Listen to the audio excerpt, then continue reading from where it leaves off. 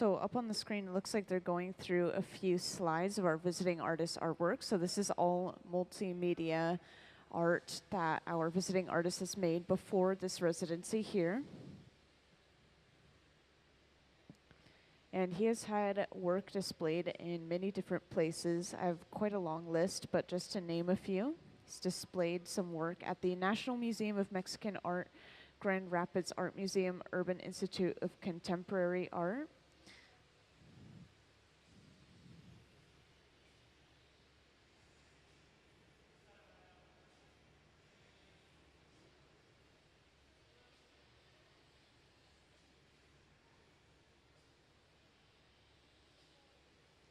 And this small handheld torch that they're using here, despite how small it is actually the hottest item in the hot shop.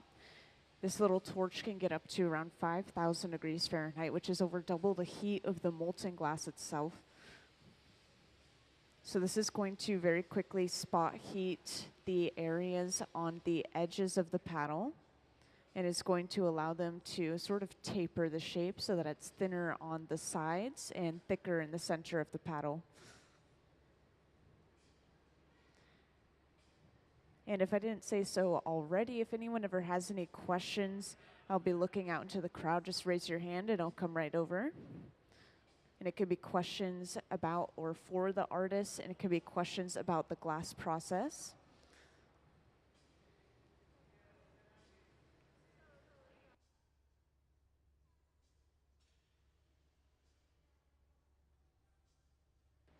So these paddles that Gabe is using at the center bench, these are made out of cork wood. And so, as you may know, wood is sort of an insulator. This is not going to allow the glass to cool down very quickly as they shape the glass with this tool. And these corkwood paddles also have a slight curvature to them, and sometimes this can be used to help them get a specific shape that they're going for.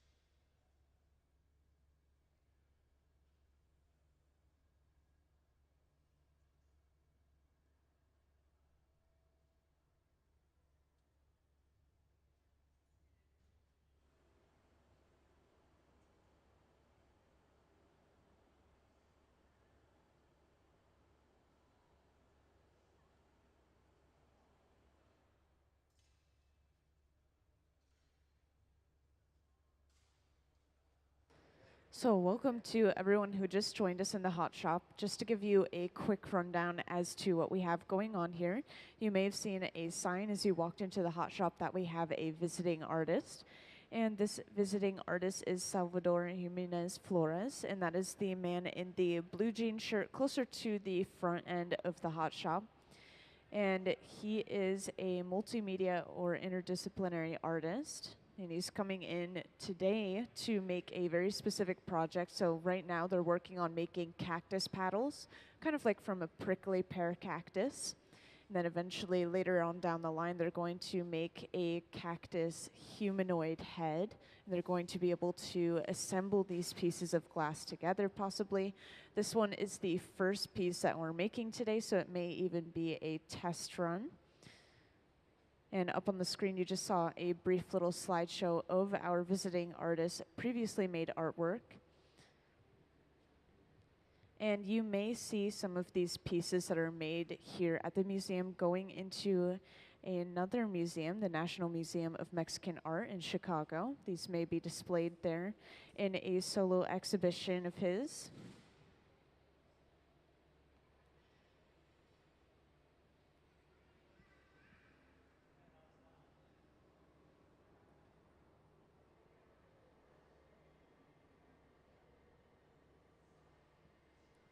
And if anyone ever has any questions, feel free to raise your hand and I'll come right over. It can be questions about the artist or for the artist, or it can even be questions about the glass process.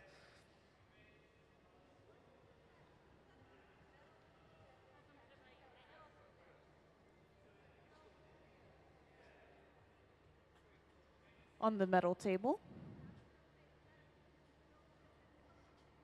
So that's sort of like an example. That's a, if you look up on the screen, you have a little bit of a better view of it, but it's just a cactus paddle from the prickly pear cactus, but it's made out of metal. So that's something that our visiting artist made before he came in here today, just as a sort of example as to what he would want made out of glass.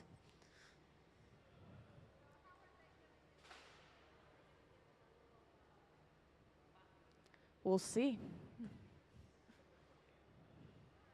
Yeah, this is the first project, the first piece that they're working on today, so they're still figuring things out, the whole process. This may be a test run of color and pattern.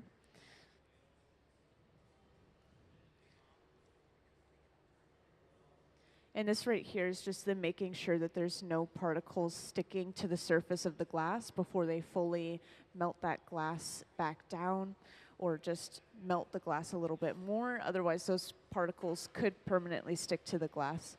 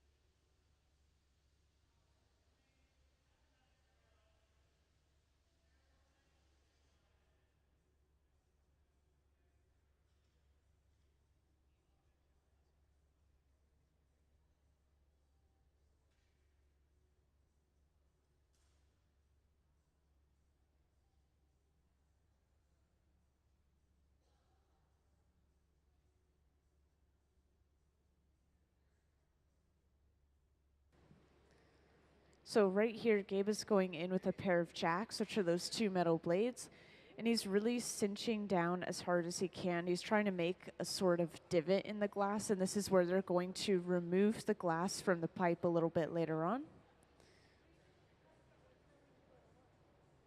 And it may be kind of hard to tell right now, but we do have a really nice green color on this glass. Whenever we heat it up, it sort of turns brown, and then it turns orange when it's completely molten. And this is just different coloration from the heat. So when this piece fully cools down, we'll see that really nice rich green color.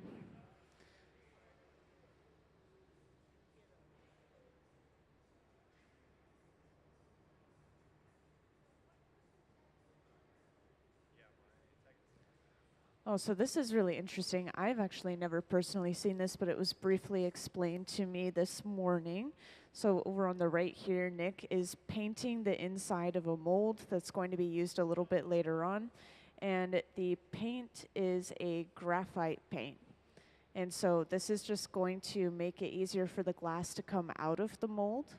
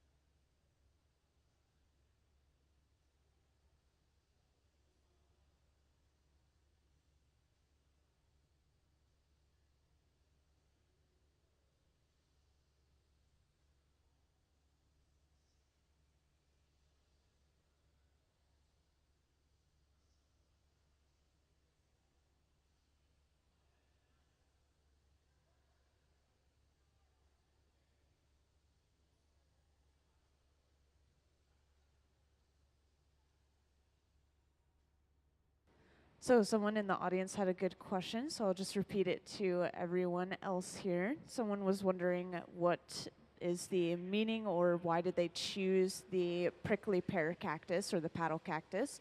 And I was just asking the visiting artist himself, and he was saying that it's a very resilient plant, like a very strong, resilient plant, and they also use it a lot in Mexican culture and cuisine. And so it's something that he relates to himself. And it's sort of symbolic of indigenous black people. And if anyone ever has any questions for the visiting artist like that, you can always feel free to raise your hand and let me know. And I could even probably have him get on the microphone himself as well and explain a little bit of his artwork. And for anyone who recently joined, I think I see a few new faces in the crowd. Just to give you a little rundown of what we have going on here. Today we do have a visiting artist, and I was briefly talking about him there. This is Salvador Jiménez-Flores, and he was born and raised in Jalisco, Mexico. And today we are working on a very specific project. You see a couple of examples down on the hot shop floor of these sort of paddle cacti or prickly pear cacti. And this is eventually going to be turned into almost a humanoid figure. So these individual paddles are going to be assembled together with a head as well that has these sort of prickly pear sort of symbols about it. It's going to have some texture and color, very similar to the prickly pear cactus. And this is just the very first piece that we're making today down at the center bench. So this is partially an experiment, but if it works out, then it is a final project.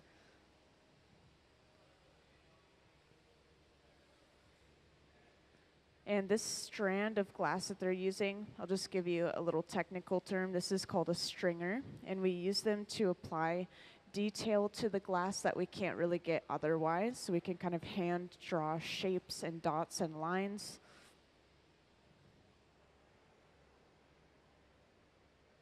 And you may see some of this artwork that's made during this residency over at the National Museum of Mexican Art in Chicago eventually. Our visiting artist is going to have a solo exhibition there.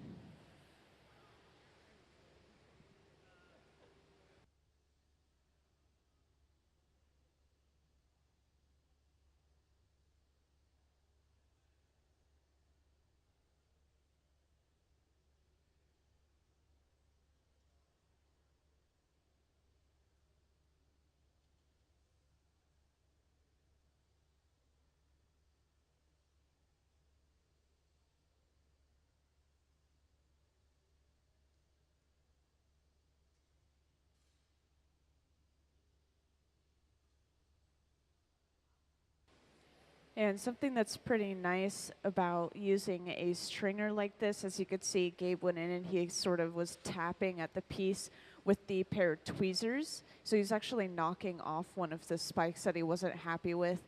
And we can do this because the little spikes aren't fully melted in. They're just kind of sitting on the surface of the glass. So they're not super secure yet.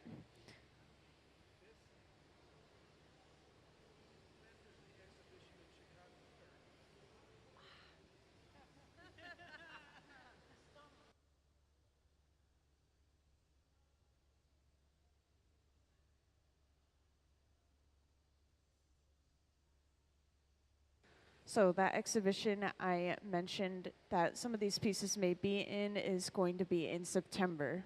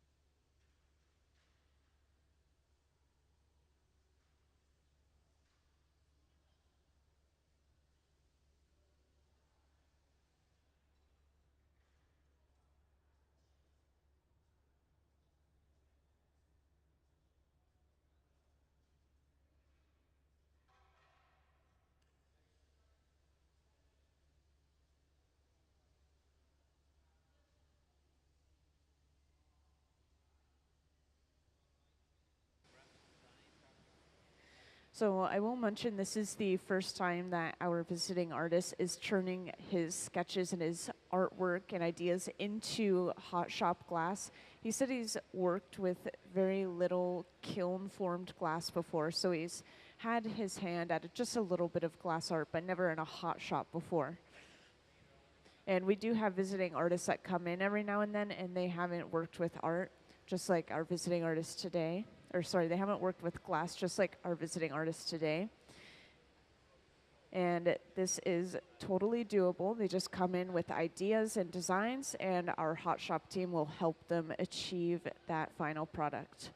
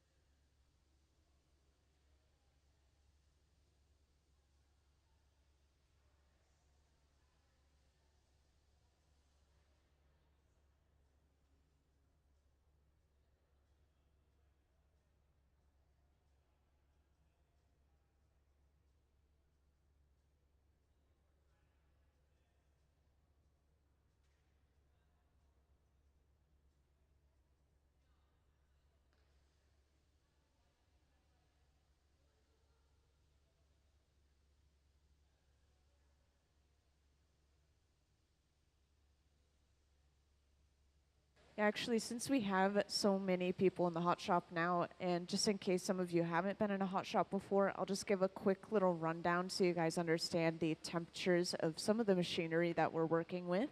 So everything that we do in here starts in our furnace. A lot of you guys joined after they were gathering out of this furnace, but this is where we hold all of our clear glass. We've been gathering out of this left one. And they hold about 1,000 pounds of clear molten glass each, and the texture of the molten glass is a lot like honey when it's at around 2,100 degrees Fahrenheit. And so all we had to do was simply stick our solid pipe into the glass, and when we turned, it gathered a ball on the end. So everything just starts with a really small ball of clear glass on the end of a pipe. Then from there, we gathered a couple more layers, and we rolled it in a glass powder, a green powdered glass. And this stuck to the outside of that clear glass and gave us that really nice layer of color across our piece. And right now that color kind of looks brown, but this is just because of the heat of the glass. It's actually more of a lime green. We have a bag of it down on this front table. And if you guys stick around long enough, you'll see them start to work on the next project as well. And then you can see that color application process for yourself. But this is a really simple way to apply color, is just by rolling the clear glass inside of a colored glass.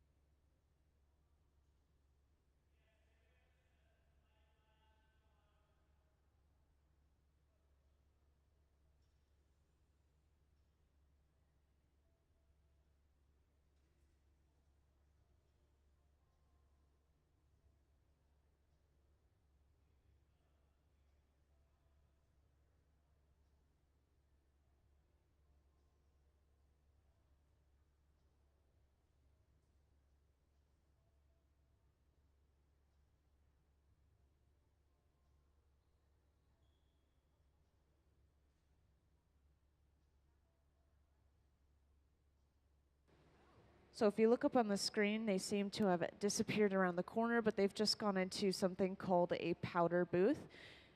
They don't do this out in front of the crowd because the powdered glass is really dangerous to inhale. So they're powdering that glass around the corner with a proper ventilation system. And it looks like they're just powdering some more green glass over top of what they already have. And this could be for multiple different reasons. This could be to get texture, maybe with slightly different colors.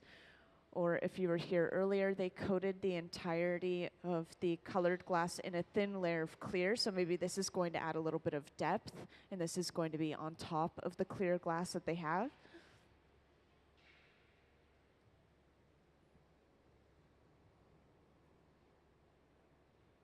But that powdered glass is going to stick to the surface of the glass they have just because it's hot enough to hold on to it. And then when they go into the furnace next, this is going to kind of melt that powdered glass down onto that glass that they already have, and it's going to be permanently stuck onto the piece. But right now, if they wanted to, they could continue to wipe that design off or alter it.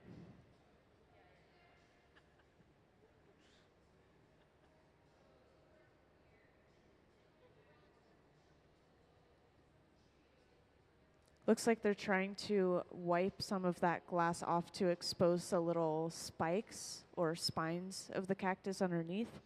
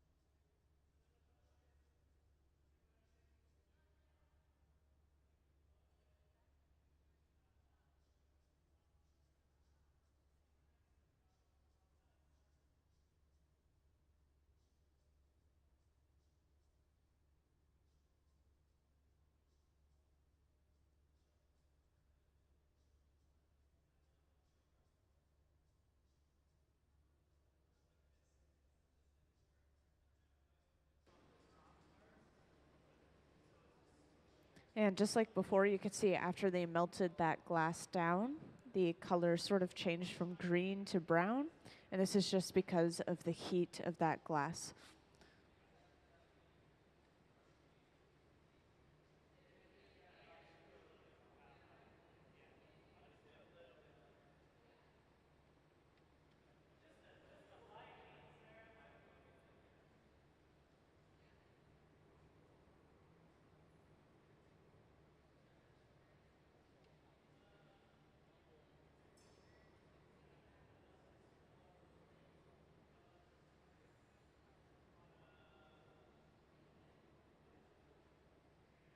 And it looks like they're going to try that one more time. I think they were trying to find a way to expose each of those individual spikes, but not rub off the glass that's touching the surface of the paddle.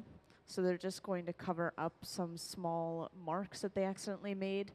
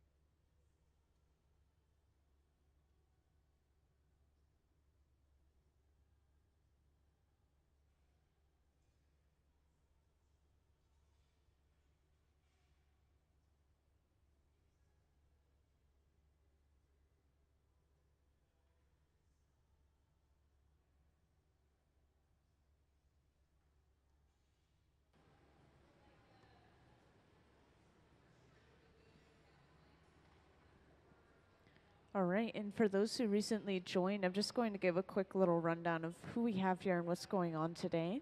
So today we have a visiting artist.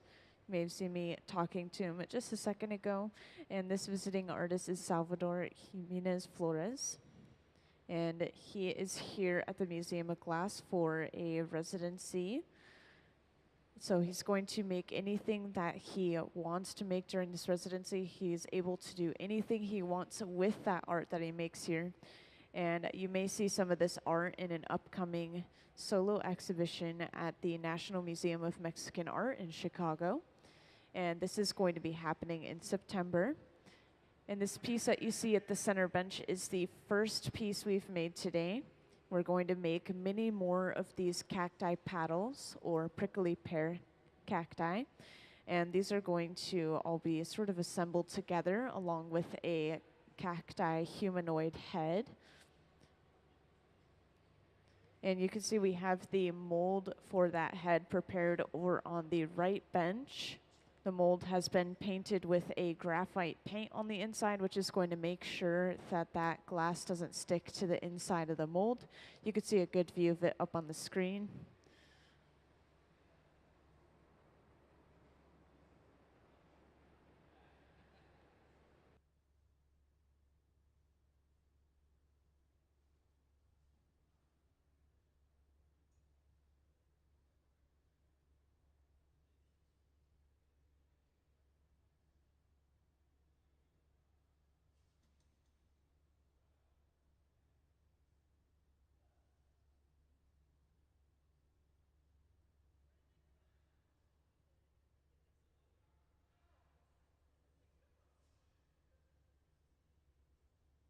And up on the screen, you'll see a slideshow of our visiting artist artwork. This is all stuff that he's previously made before he came into the museum.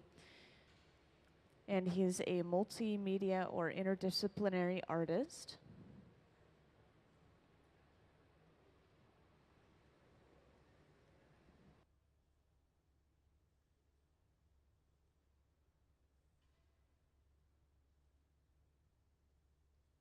And if anyone ever has any questions, whether it's about the glass or the process, or even questions for the artist or about the artist, any of those questions are fine. Just raise your hand and I'll come over.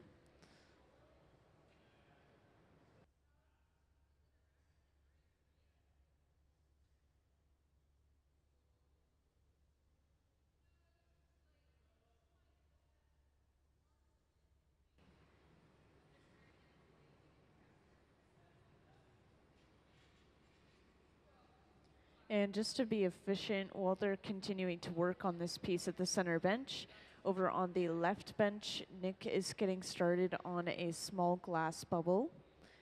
And they're going to drop a little bit of color onto that glass bubble, and this is going to create a process called a color drop or color overlay, giving them a really smooth, even layer of color across the piece.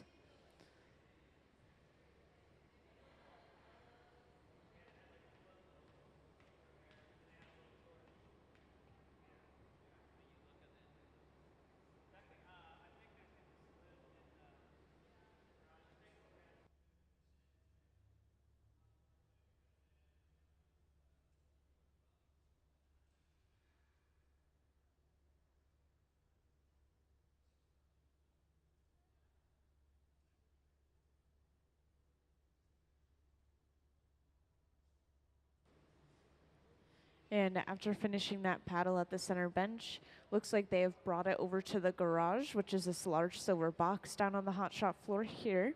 And this is going to keep that cacti paddle nice and warm at around 1,000 degrees Fahrenheit. So this is not hot enough to change the shape of the glass or melt anything, but it's also not cold enough to let it crack or break from thermal shock or cooling down too quickly. So that paddle is going to rest inside of there on the end of that pipe, staying nice and warm until they're ready to use it later on.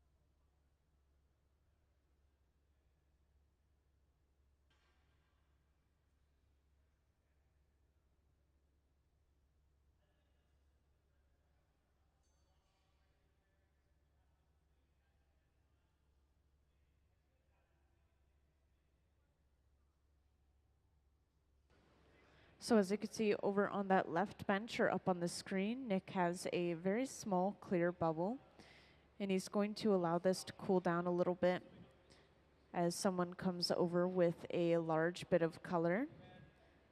And this is going to be dropped just directly on top of that clear bubble before being lightly pressed down into a disc. And this is going to be slowly and evenly spread out over top of that clear bubble. So when we blow that piece out, this is going to remain as a really smooth, even layer of color across that entire piece.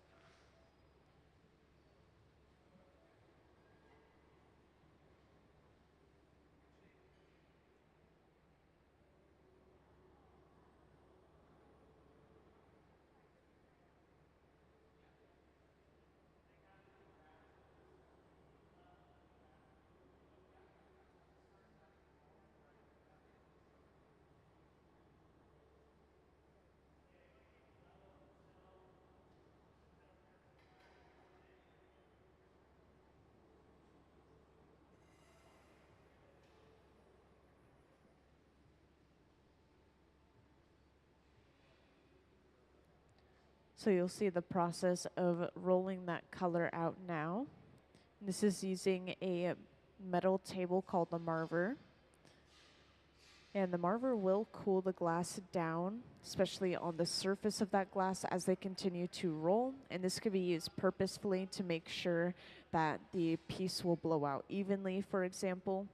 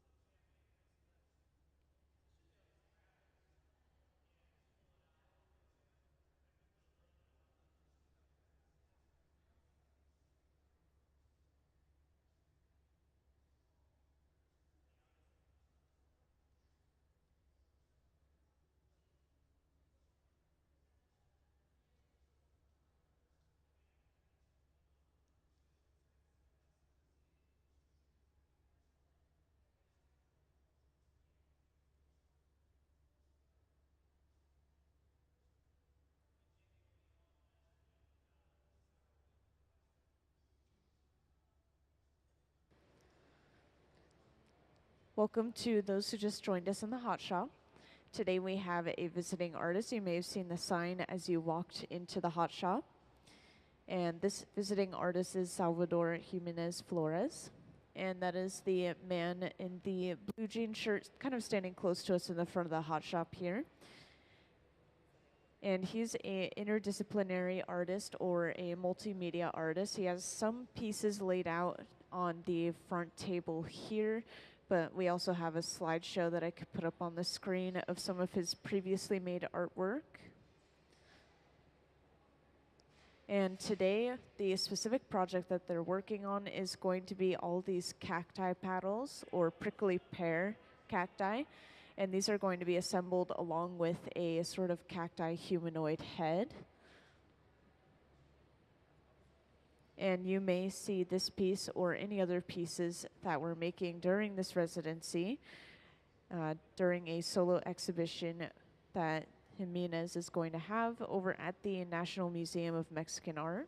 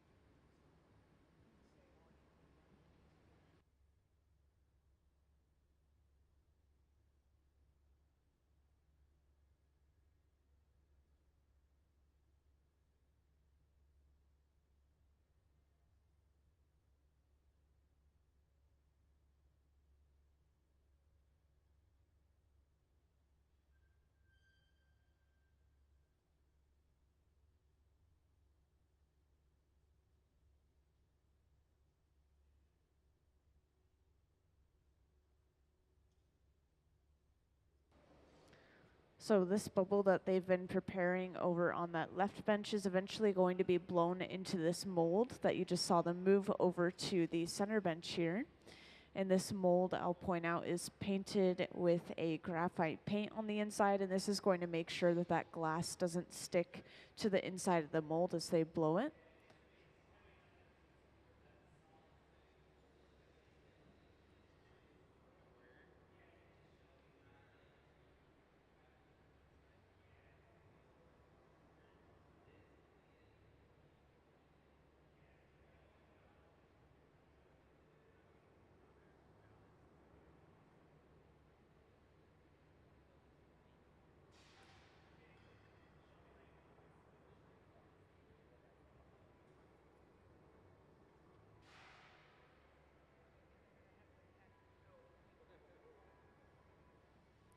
And up on the screen or over on that left bench, you can see that bubble that they've started.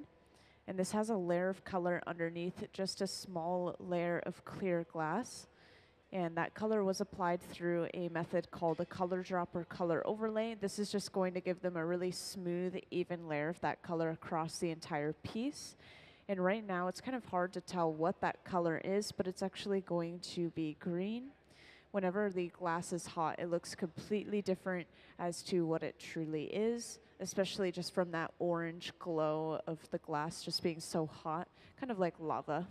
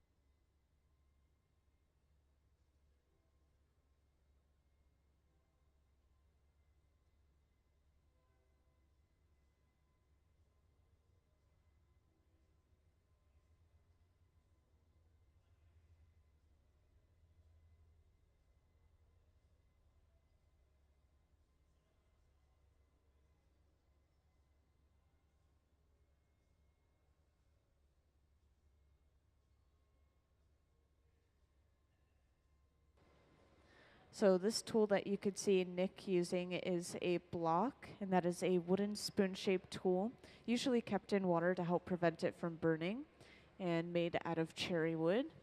And this is going to smooth out all of that glass that they have, even everything out. So when they blow into the bubble, that bubble will blow out evenly. And this right here is a pipe cooler. It's just a trough of water. You can see a lot of steam coming up off of the pipe. This is going to cool that pipe down almost instantly so that the artist can handle the pipe a little bit closer to the glass again. That heat starts to travel back, especially after gathering many layers of that fresh, clear glass.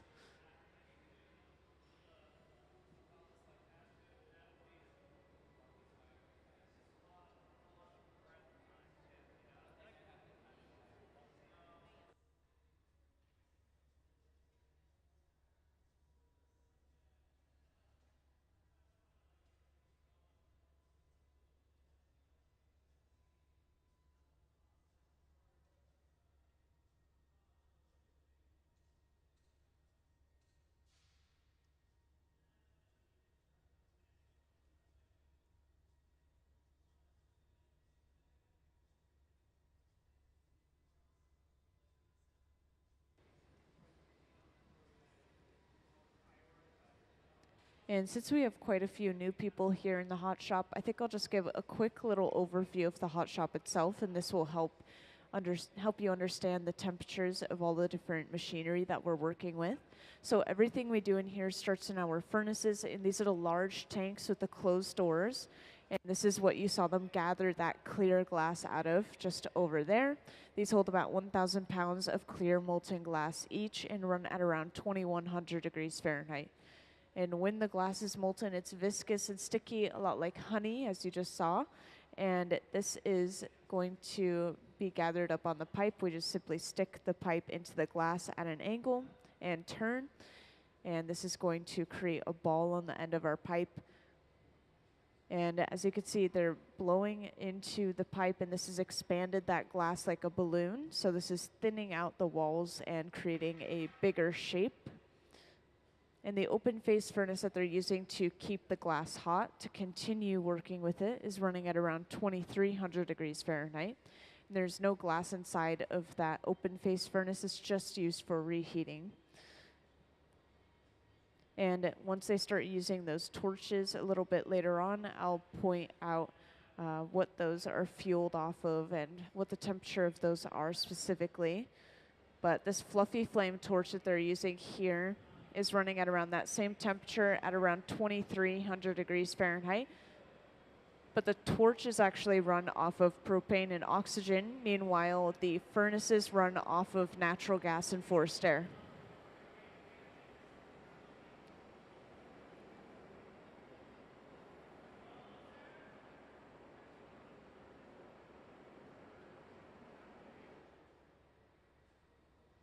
So these torches are used to apply a little extra heat to a specific area of the glass rather than heating up the entire thing overall inside of the furnace.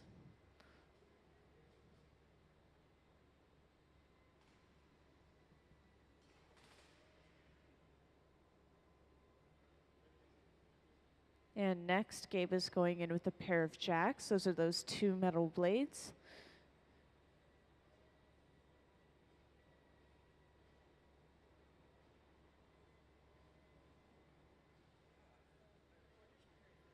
And he's able to use these jacks to create a jack line, which is a divot you see forming in the glass.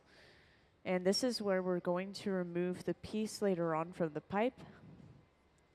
So this is always an important step in this process.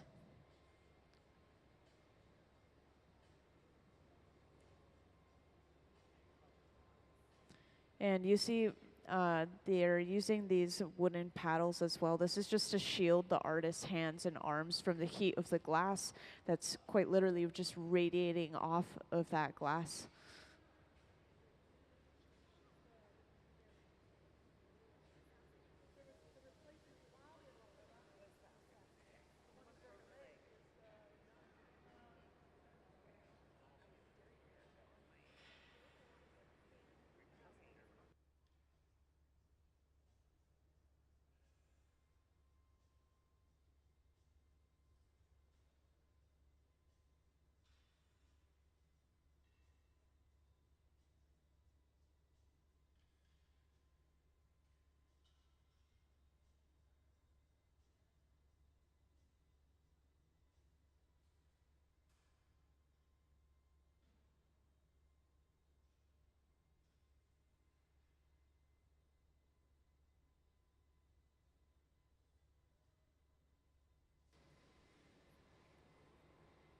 And this metal table that Gabe is using here is called the marver. And rolling this glass on the marver is going to both cool down the surface of the glass and also change the shape of the bubble.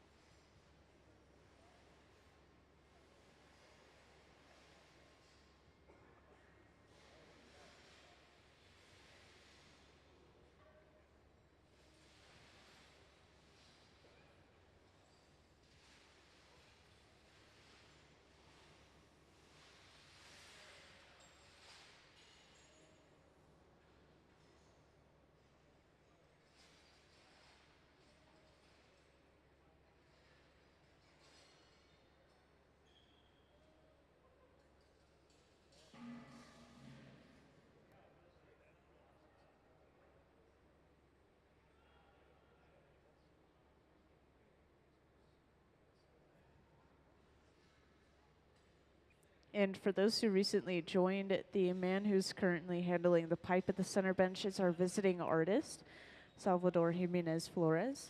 And he is not a glass blower himself, so right now he's kind of getting a little taste as to what it feels like to be a glass artist, feel how heavy the glass is, how hard it is to keep the pipe on center.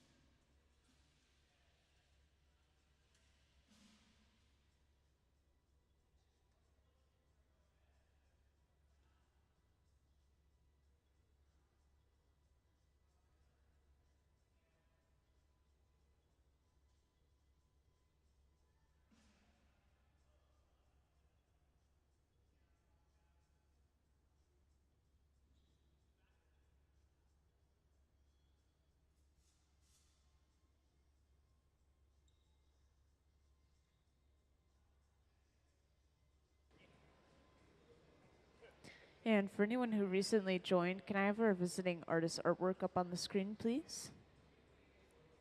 So up on the screen, you'll see a slideshow of our visiting artist artwork. This was all made before he came into the museum for this residency. And he is a interdisciplinary artist or a multimedia artist. So a lot of the stuff you'll see up on the screen is made of both metal, ceramics.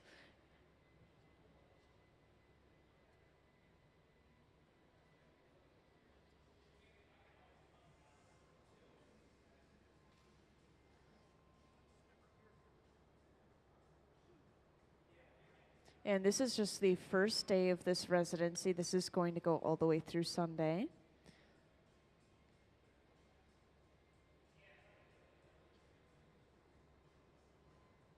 And this piece that we're working on right now, you can see we have a mold on the large metal table, kind of close to the center and right bench, right in the middle. Up on the screen's a good view of the inside of that mold. This has been painted on the inside with a graphite paint, and they're going to blow this bubble that they have at the center bench inside of that mold. And eventually this is going to be changed or kind of added a little bit of extra detail to make it look like a cacti sort of human hybrid. And we've been working on making some cacti paddles as well. We've only made one so far, but we're going to continue making those before assembling all of these individual pieces together. And you may see some of these pieces a little bit later on in a solo exhibition at the National Museum of Mexican Art in Chicago.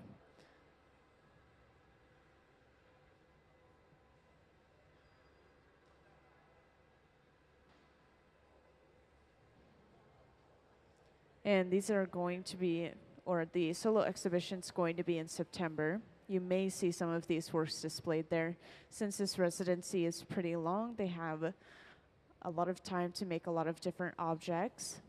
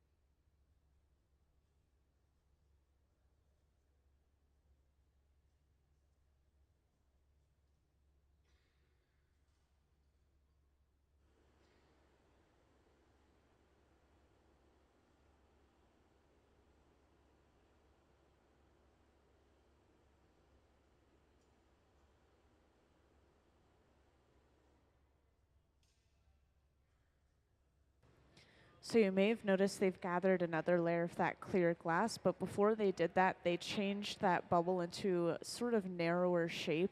And this is simply just so they could fit in and out of the door with that fresh gather of clear glass.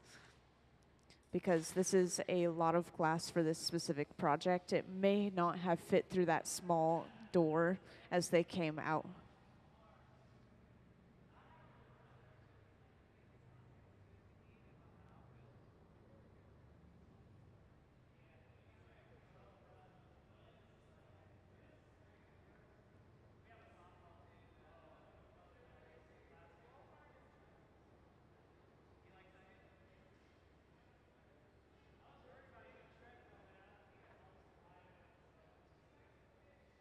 And right here, Gabe is using a stack of newspapers soaked in water. And despite how odd that tool may sound, this is actually a very commonly used tool in the hot shop. It's one of the only flexible tools, can move with our hands, and it's also just really close to using our hands to shape that glass.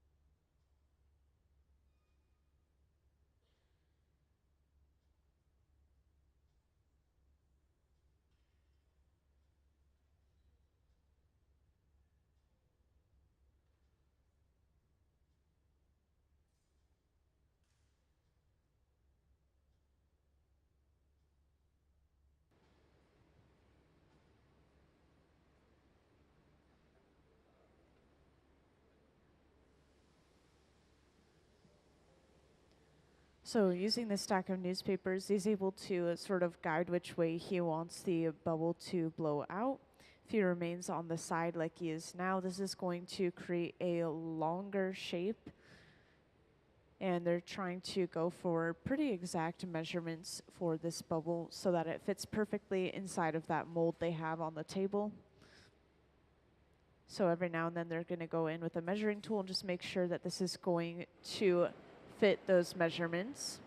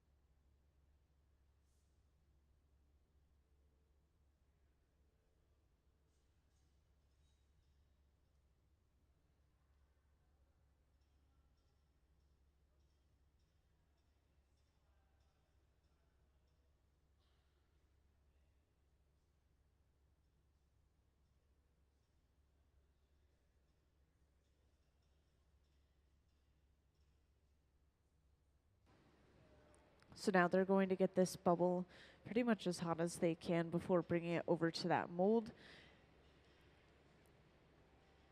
You'll see how they blow this. So they're going to bring this over to the mold, and they're going to apply pressure on the top. So Nick is rubbing the top with a pair of corkwood paddles. And this is pushing that bubble down into all of those details that are inside of the mold, such as the nose and the mouth. And at the same time, they're blowing a little bit of compressed air. This is just blowing at the smoke to get the smoke away from the artist's face. So that's pretty much the only purpose of that compressed air.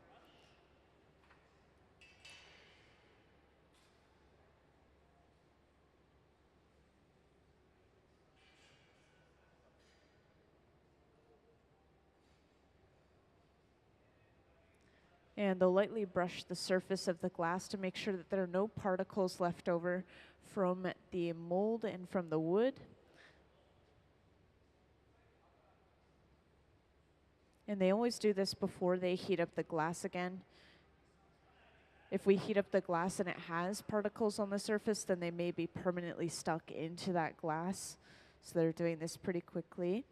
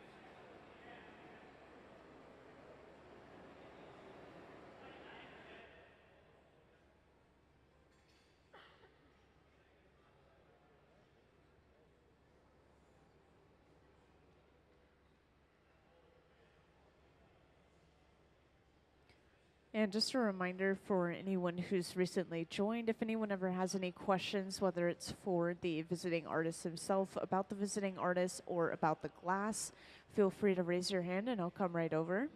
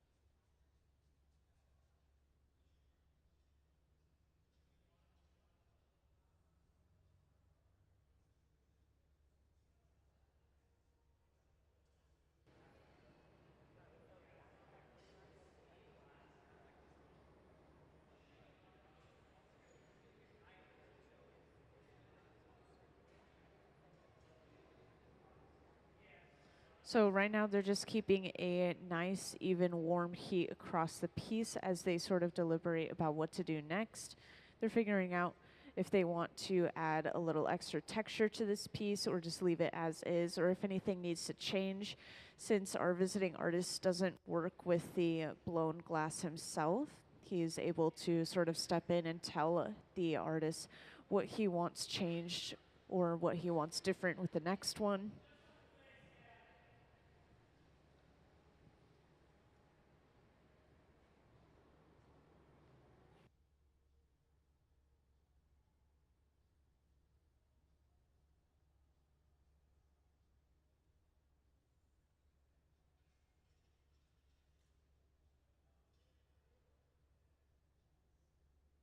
So it looks like they've decided to apply a little extra color. So they're disappearing around the corner, but up on the screen you'll be able to see a view of something called the powder booth. So this is where they're going to apply some glass powder to the surface of the piece.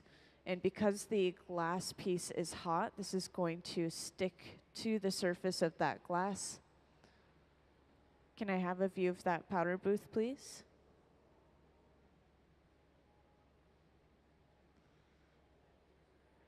Thank you. So they do this around the corner inside of that booth because the ventilation in that booth is going to pull all of that dangerous glass powder out of the air so that the artists don't inhale it. They're not going to do it in front of you guys out here either because we don't want anyone to inhale that glass powder. And then as soon as they have a nice layer of that, they come back over to the center bench and they're able to lightly melt that into the surface so it permanently sticks to the glass.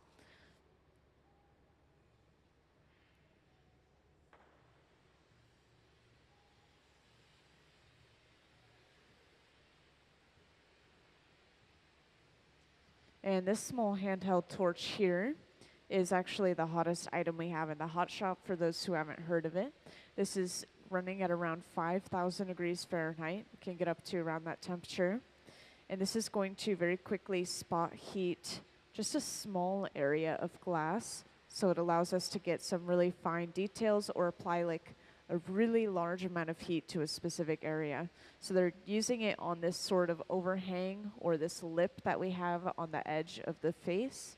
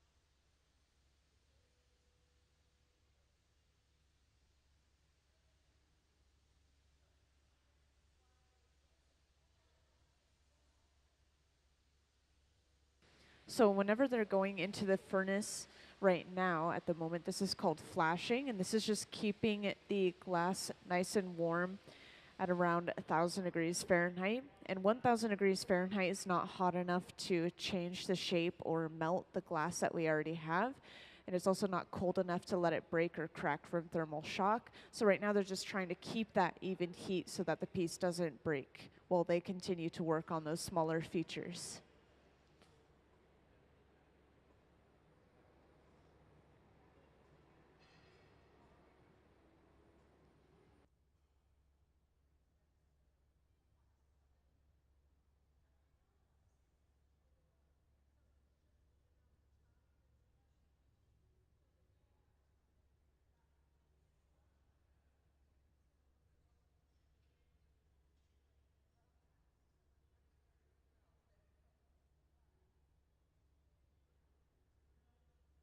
So now Gabe is able to go in with a small metal paddle, and you can see he's adding some extra details around that rim of glass.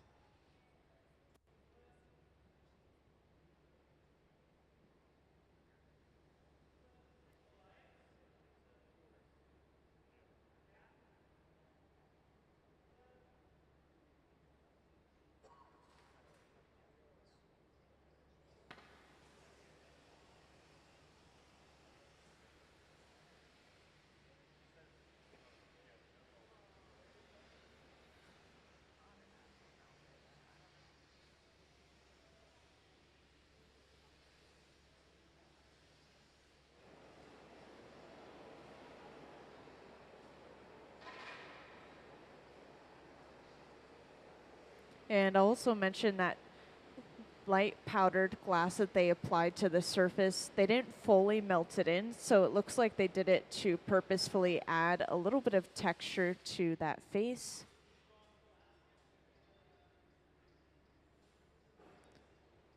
So this is also why it's important to keep that glass under a certain temperature. They don't want to melt that texture that they have on the face or any of the facial features that this piece has right now.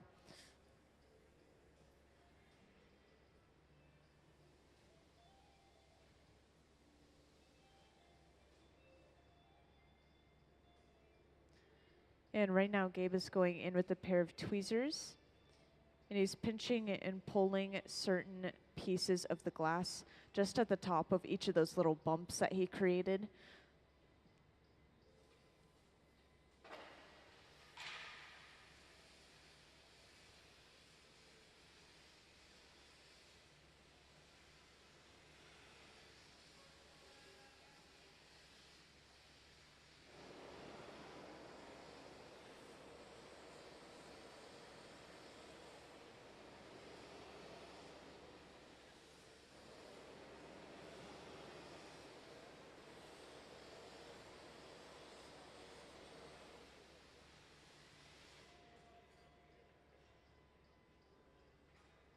And for any of you who weren't here during the earlier parts of the process where we applied the color, I'll just point out real quick that the color of this glass is green. Right now it kind of looks brown or maybe even amber, but this is just because of the piece being so hot. And so any hot glass is going to sort of glow an orange color. And while the glass is hot, that orange is going to mix with the original color. So we have orange and green. It's going to create sort of brown color for this piece currently. And if we were to have red, that would look black while it's hot. If we have orange, this is going to look red or even brown in some cases. And if we have yellow, that's going to look orange, and so on.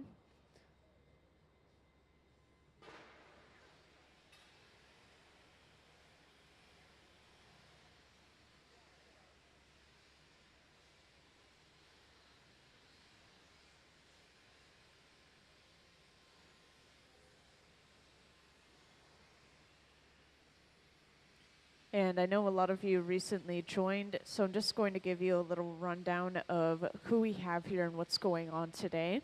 So today we do have a visiting artist. You may have seen that sign as you walked into the hot shop.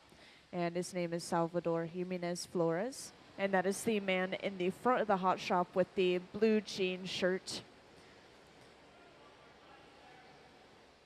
And he is a interdisciplinary or multimedia artist. And he has a couple of example pieces down on these sort of front tables in this cart here.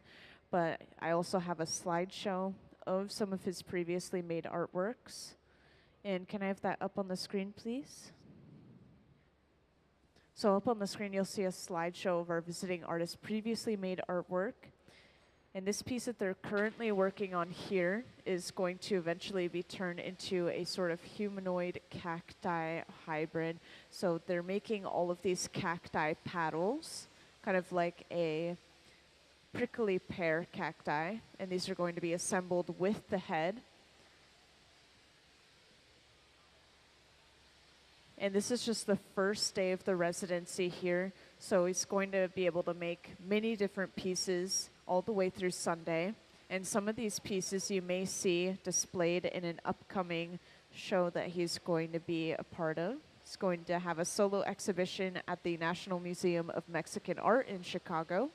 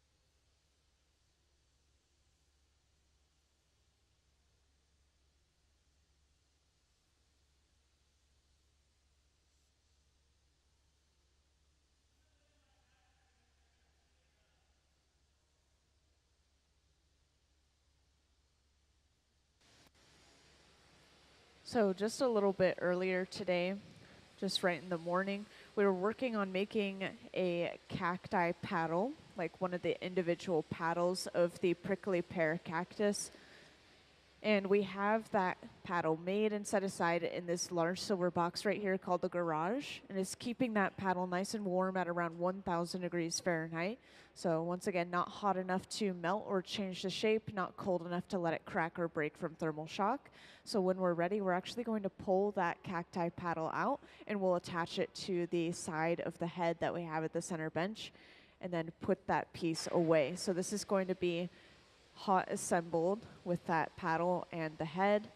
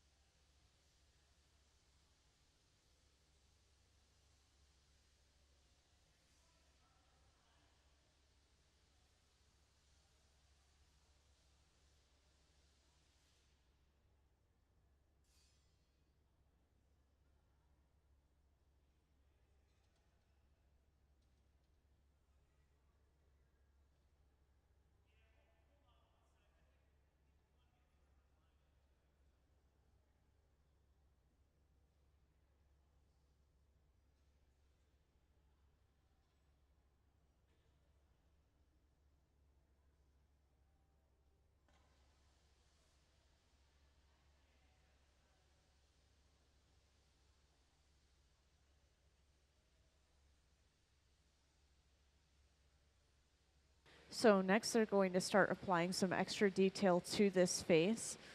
So over on that left bench, Nick has a really small bit of clear glass on the end of a pipe. And this has been rolled inside of a bowl that has all these shards of colored glass called frit. And the frit has stuck to that clear glass and created a layer of color. And next, this is going to be used to create sort of spikes like a cactus on that face.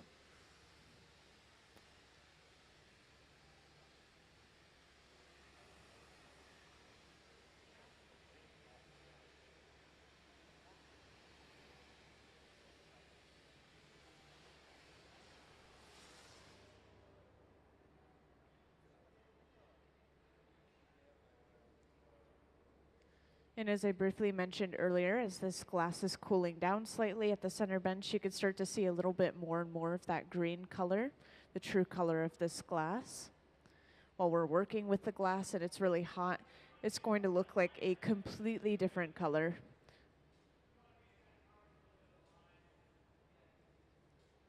And can I get a little shot of that left bench?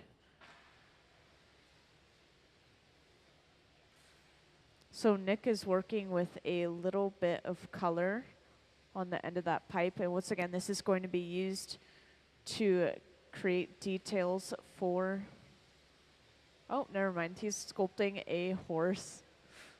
So this is something he does with little bits of color as to not waste that color. So maybe it didn't turn out exactly how they hoped it would and just turned it into a little sculpture instead.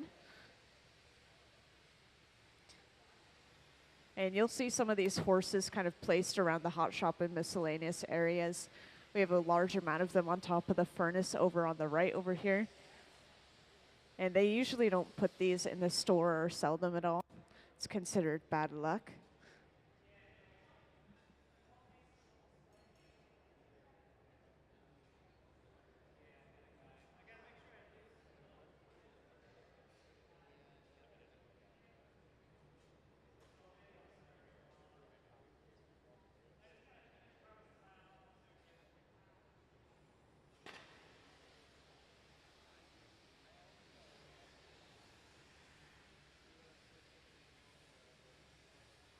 And just a reminder, since I see a lot of new faces in the crowd, if anyone ever has any questions, feel free to raise your hand and I'll come right over. It can be questions about the glass or the process. It could be questions for the artist or about the artist. Any question is fine.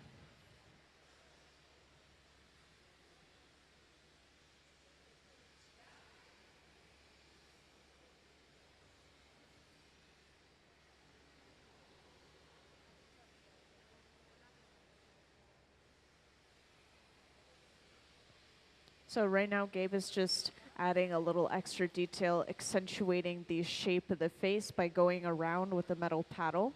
He's carving into that line you can see.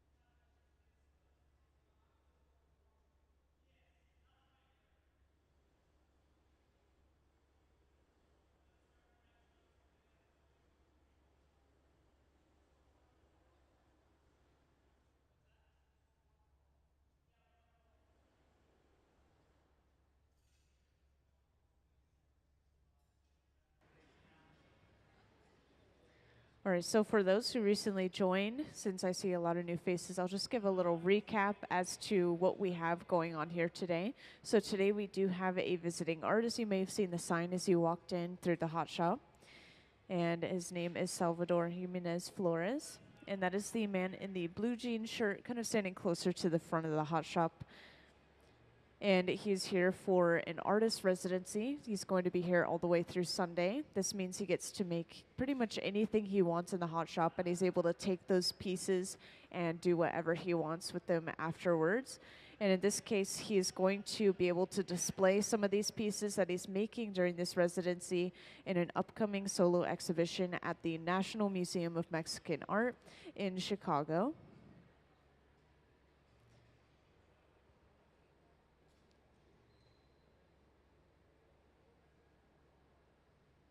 And as you can see, they've just brought a bit of color over to the center bench. And this is going to be used to create a spike on the face. And they're going to repeat this many times until they have as many spikes as they feel they need.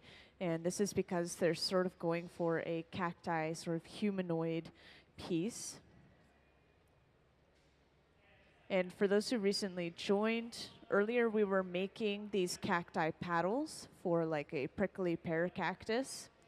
And one of these is going to be assembled onto the head a little bit later on once they're done applying all of those details. And then we'll continue to make more of those cacti paddles throughout the day and eventually be able to assemble all of these pieces together.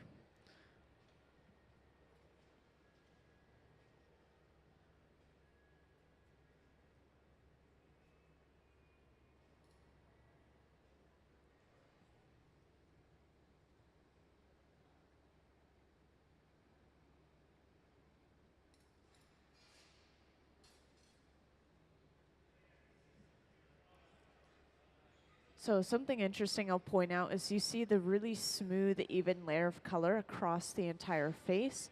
That was from something called a color dropper color overlay. And this always starts with a bar of color, kind of like the one in my hand. And so they just melt down a portion of this, and then they drop it on top of a small clear bubble and kind of evenly spread that out. So we have a transparent green across the entirety of this face. And then every time they bring over a bit of color for the spikes, you'll notice we have a speckled layer of color. And so this is a completely different color application technique called, or not called anything, but we're using frit, F-R-I-T. These are little shards of colored glass. We have a few bags of them down on this front table here. It's basically like the color bar, but it's broken up. So this has given us a speckled appearance on that clear glass.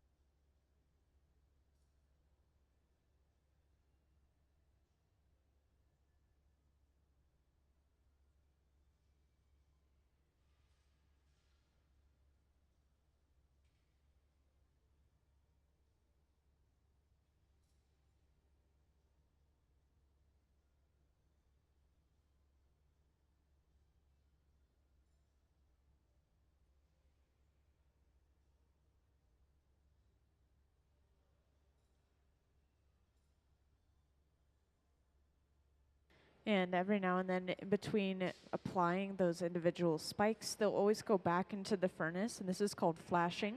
They're just getting a quick, even heat across the entire piece to make sure that it doesn't break or crack from thermal shock or cooling too quickly.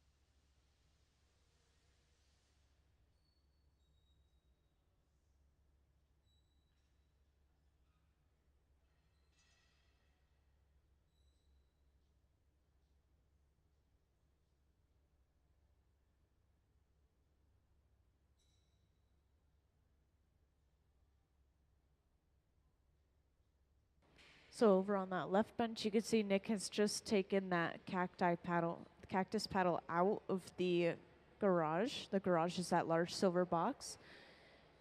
And he's going to start lightly heating this up in preparation for attaching it to this head at the center bench.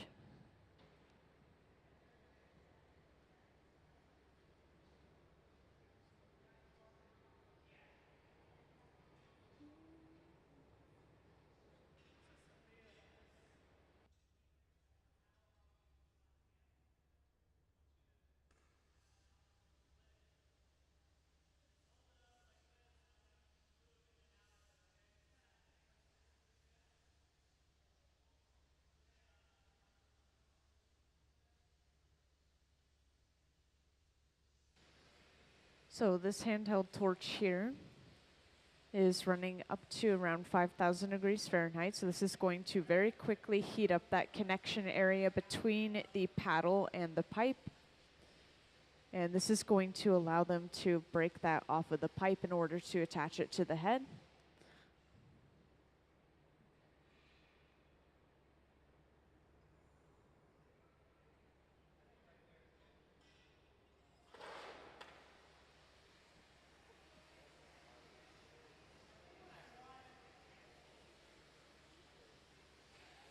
And next they'll also start heating up just that area on the head that they're going to attach that paddle. And once they have those two individual pieces heated up just at the connection points, they'll be able to attach them together.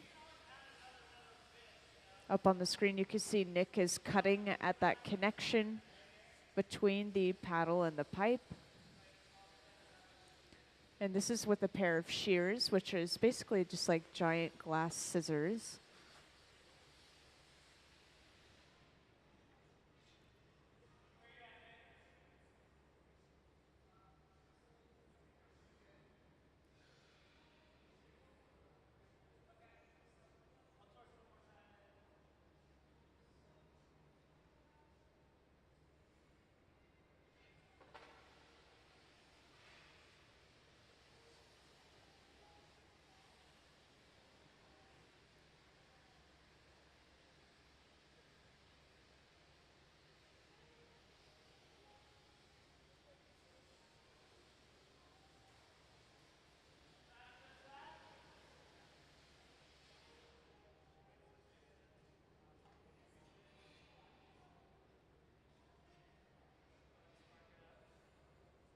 And as you can see at the center bench, Gabe is wearing these Kevlar gloves, which are going to protect him from that glass as he picks it up off the end of the pipe. So he's going to pick up that paddle and heat up the bottom right where it wants to be connected to the face.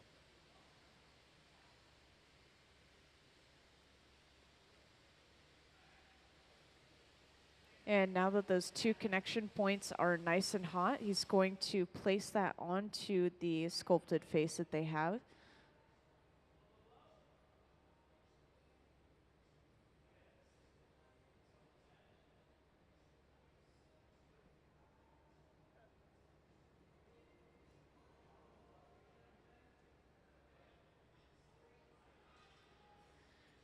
And now that they have those two pieces assembled, they're just going to continue to maintain that even heat across the entire piece. And they're probably going to touch up on that connection a little bit, maybe apply a little extra details, but this piece is pretty much finished. Everything is assembled.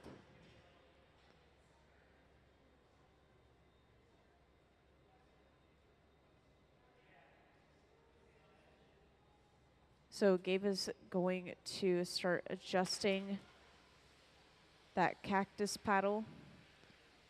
And this is going to be with a corkwood paddle. So that corkwood is going to be really gentle on the glass.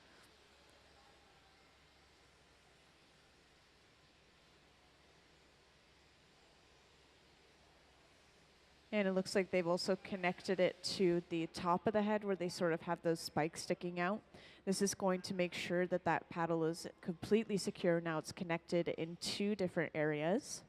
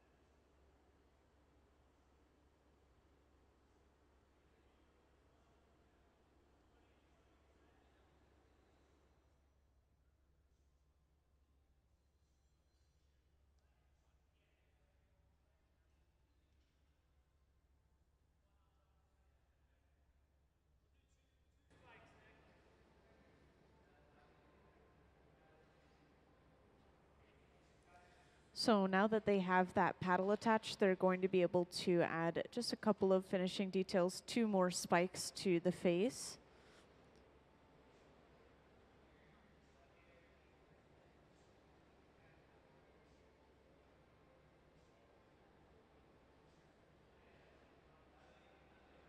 And once again, the way that they're doing this is they have a small amount of clear glass on the end of their pipe over on that left bench, and then they roll that clear glass in a dish that contains shards of colored glass, in this case green. And the colored glass is going to stick to the outside of the clear glass and create a speckled layer of color across that little bit of glass. Then they'll just bring over that individual piece of glass and stick it to the face, creating a single spike. And they'll just be doing that 2 times to get 2 spikes.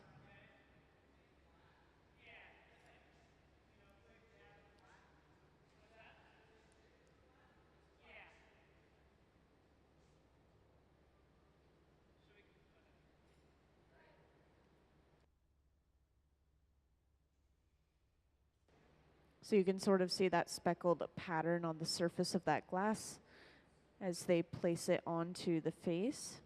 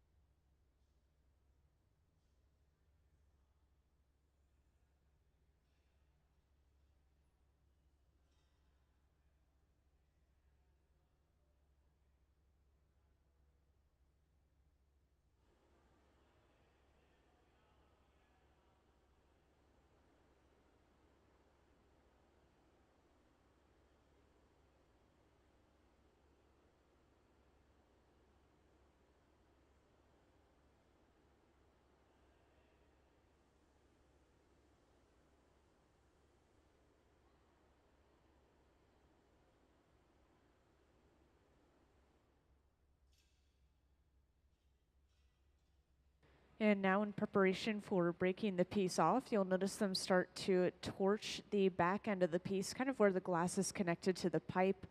And this is going to make sure that that entire surrounding area is nice and warm, because they'll break off the piece using a little bit of water. And if the surrounding glass is cold, the cracks from the water will travel through the glass. So to prevent that, they're just heating up that surrounding area enough so that they can sort of see a little bit of movement.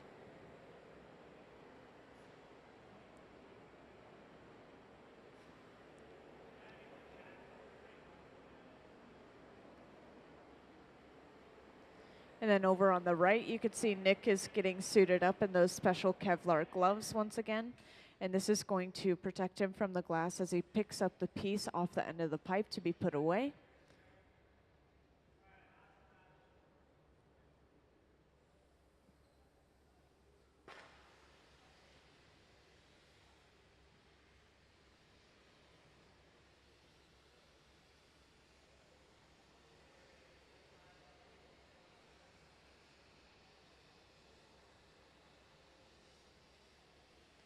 So they're going in with a file with a little bit of water. And this is causing shocking and cracking in the glass, so now all they need to do is tap the pipe. And let's give them a huge round of applause for finishing that piece.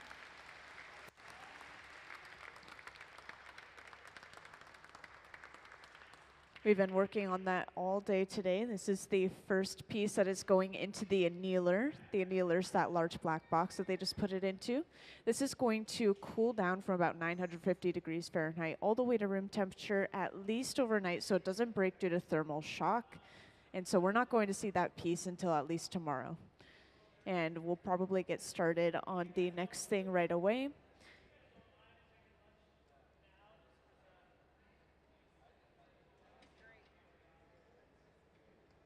It's impressive.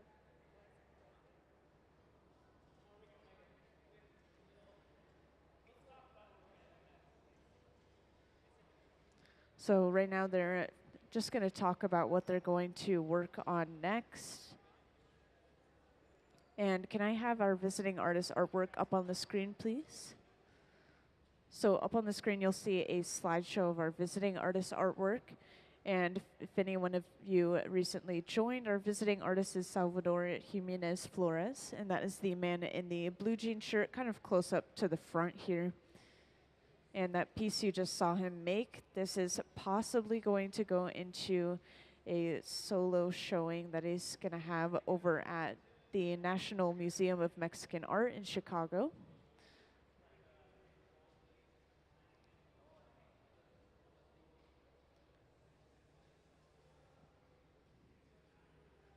And this residency, this is the first day of the residency here, but this is going to go all the way through Sunday.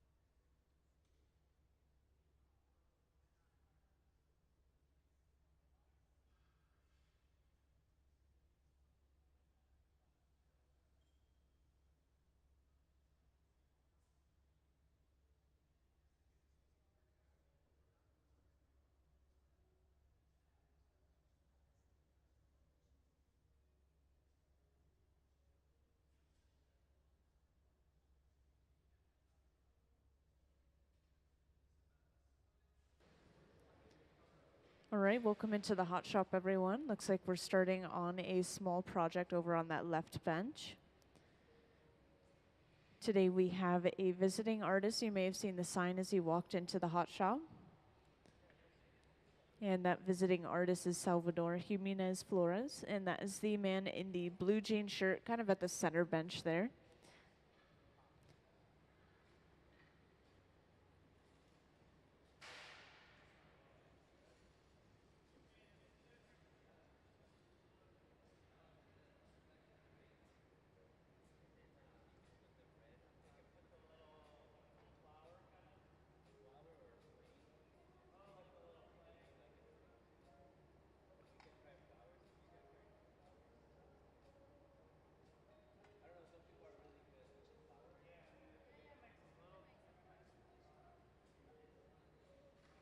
So at the center bench, they're testing out a little bit of patterning. And they got this pattern from a mold on the floor over on the left side of the hot shop. You can't really see the inside of that mold, even if we had a camera angle. But this has given us a bunch of these little spikes across this little piece of glass that we have at the center bench. We're going for a lot of different cactus shapes today. And so it looks like this is an attempt at maybe a cactus fruit.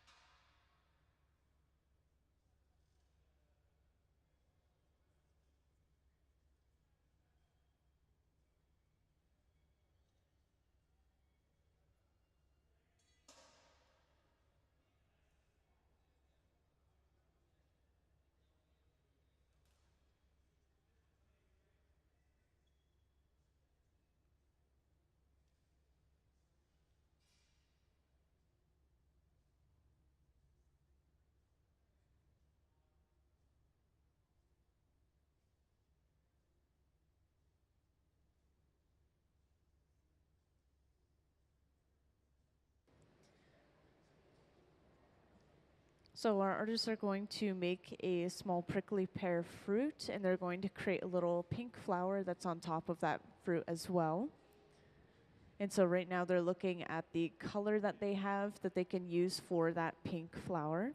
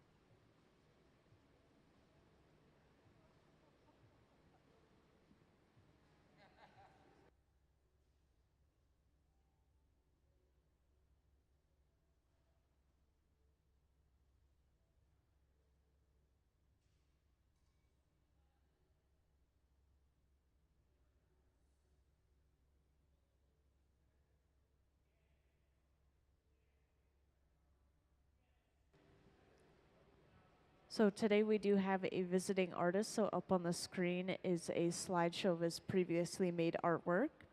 And the visiting artist we have today is Salvador Jiménez-Flores over on the left side of the hot shop with the blue jean shirt.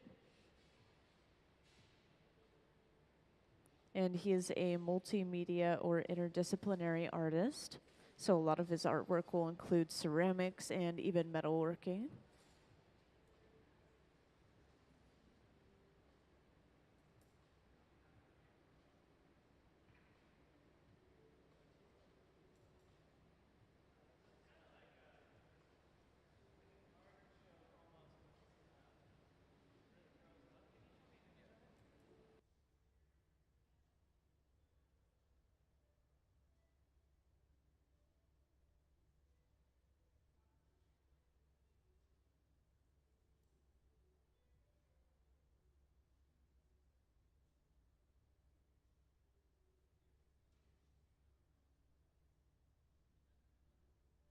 And now over on that left bench, you can see Nick has a little bit of clear glass on the end of his pipe, and this is being rolled inside of a small metal bowl.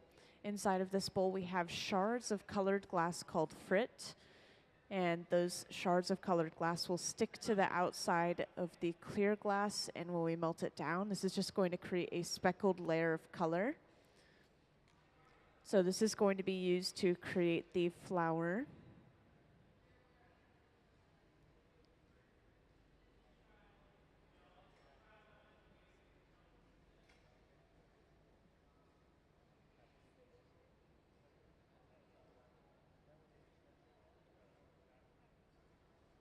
And this is interesting. The glass that he's rolling inside of it may look white or clear, but this is actually a color that's going to change as it heats up and cools down. You'll be able to see that color a little bit more.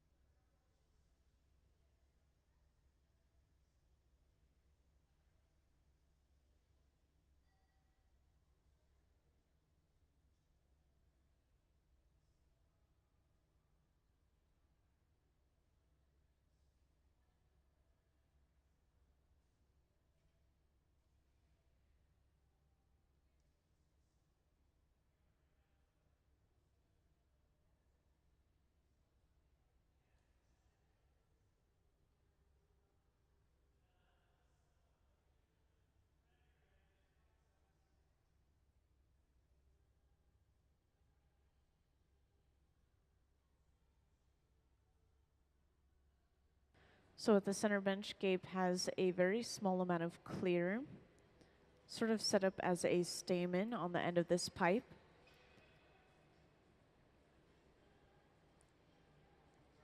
And then these bits of colored glass will be brought over and just placed very lightly at that connection between the glass and the pipe. Then Gabe will press down that individual small piece of glass, creating a petal. And this is stretched and brought up towards the rest of the flower, placed onto that stamen.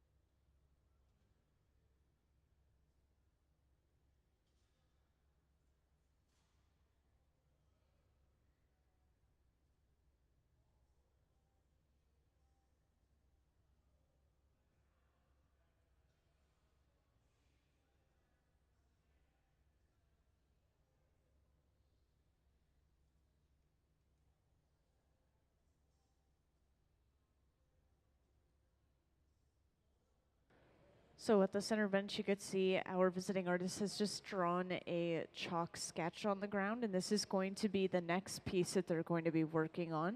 So if you were here earlier, we made one of these large heads, just as you see on the floor, with all of these spikes coming off of it. But this time, they're hoping to add some little prickly pear fruits to the top of that individual cactus paddle. And then as well as those fruits, we'll have these little flowers on top of the prickly pear fruits. So this next piece that they're going to be working on is going to be very detailed and have a lot of different components.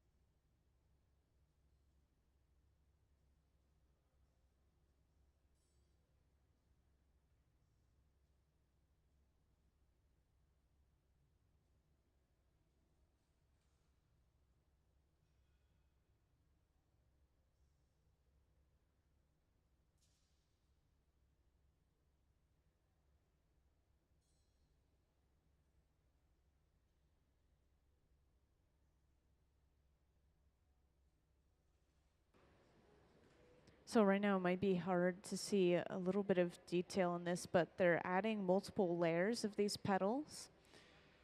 So instead of just having petals going around all just maybe like 5 petals going all the way around, they have layers. They maybe have about 10 petals right now. And once again, this is just going to be the very top of the sculpture that you see has been sketched onto the floor. There's going to be some flowers on top of these little cactus pear fruits. And those cactus pear fruits themselves are going to be balanced on top of a cactus paddle.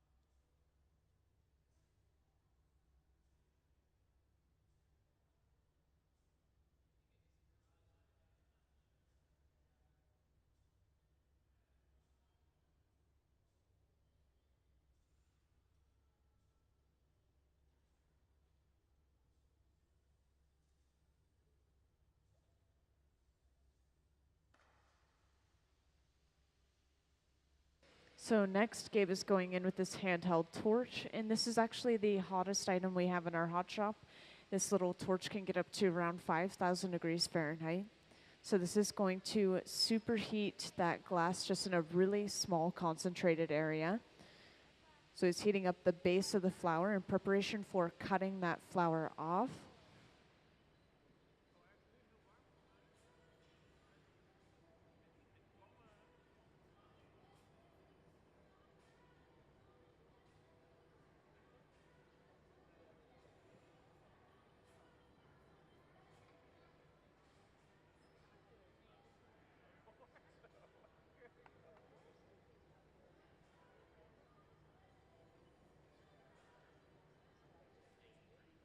So right now Gabe is going in with a pair of diamond shears.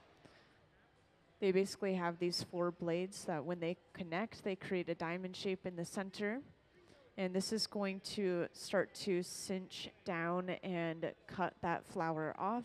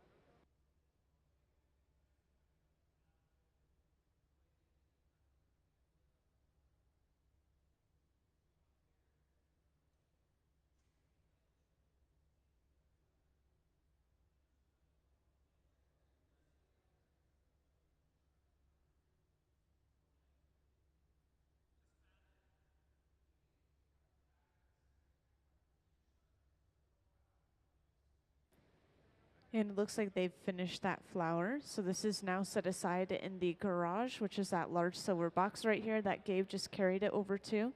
And this is going to stay in the garage on the end of that pipe. And this is going to keep it warm at around 1,000 degrees Fahrenheit.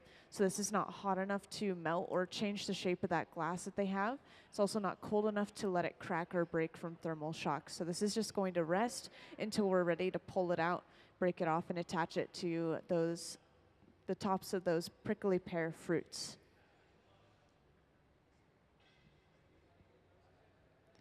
And since this is the first day of the residency for our visiting artists, they're talking a lot, just kind of deliberating about what their next steps will be and how to even make this piece in the first place.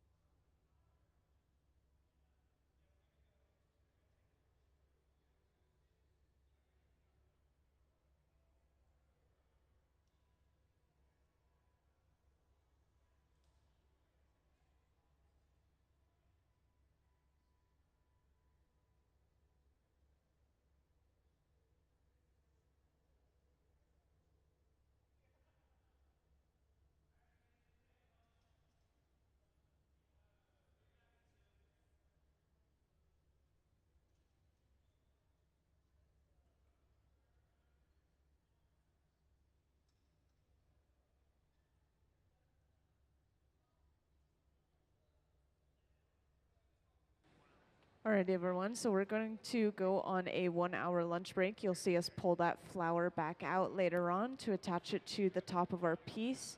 We'll be back at around 2 p.m. and then we'll be blowing glass all the way till 5 p.m. We'll probably be working on that giant project you see on the floor there. So please join back then, and thank you for coming.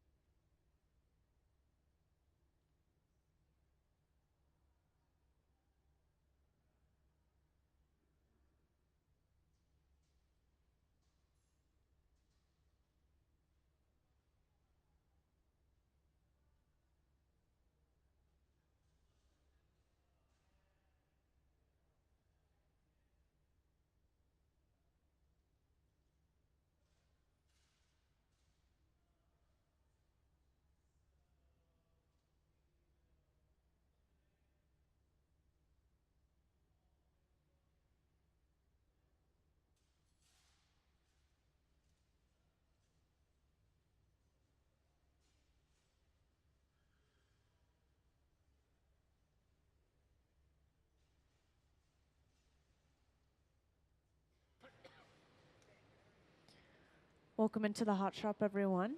We've just gotten back from our lunch break.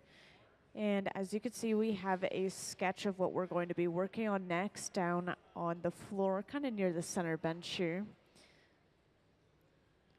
And we've already just barely started working on this sculpture. We started with the very top. We just made a small, delicate pink flower that's going to be resting on top of the cactus fruits. And they were just briefly deliberating on how we're going to make the paddle a little bit different than the last one we made. The paddle is that portion of the cactus that's sitting on top of the head. We have a really good view of it up on the screen. And as you can see on this metal table to our visiting artist's right, you can see we have a mold. And inside of this mold, we have a sort of shape of a face. So this is how we're going to get the face of this piece. And the inside of this mold is painted with a graphite paint. This is going to make sure that that glass doesn't stick to the inside of the mold when we blow it in there.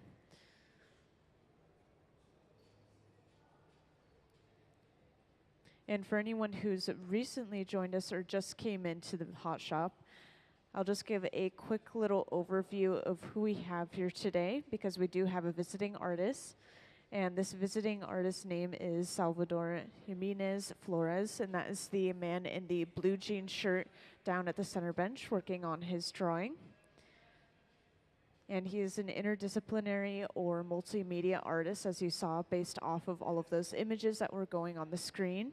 So he's worked with a lot of ceramics, he's worked with a lot of different metalworking, but this is the first time that he's turning his art into blown glass.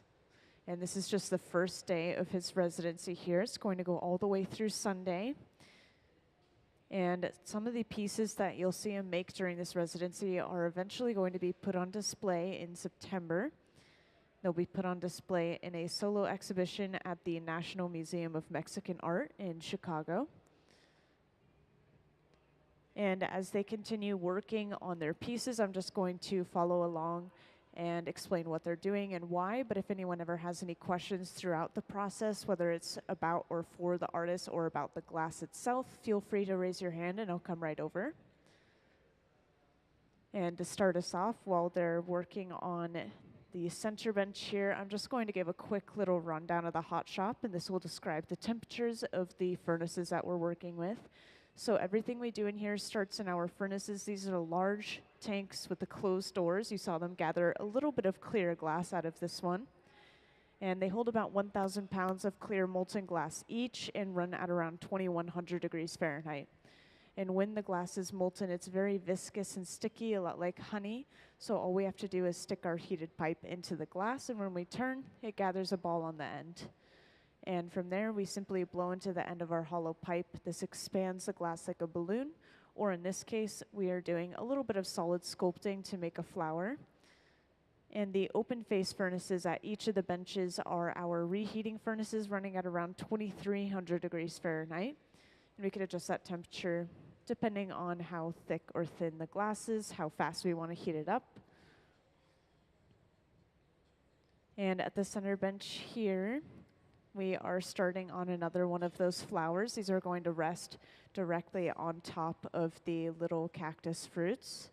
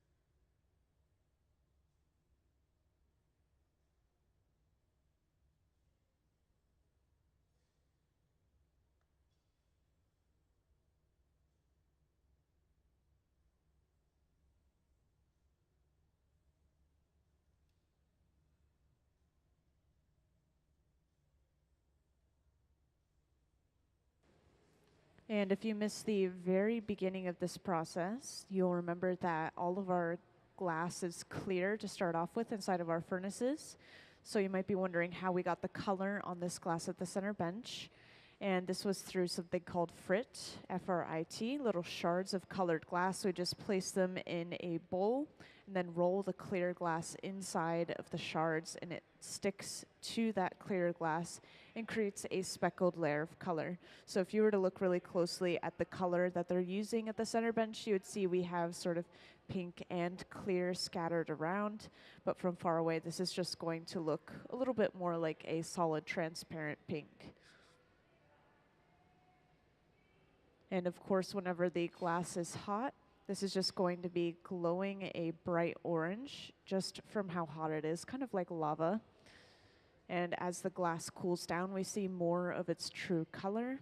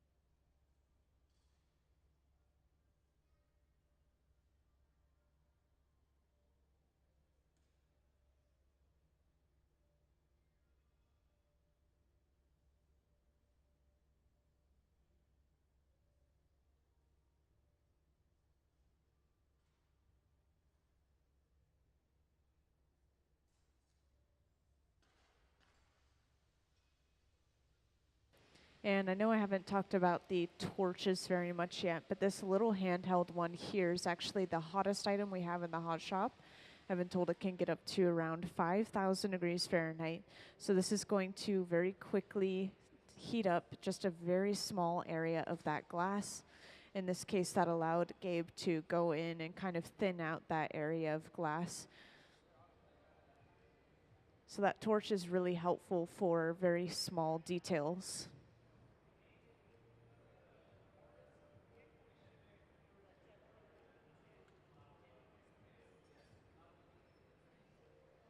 So our visiting artist applied to come in and be a part of a residency. So he's here for free.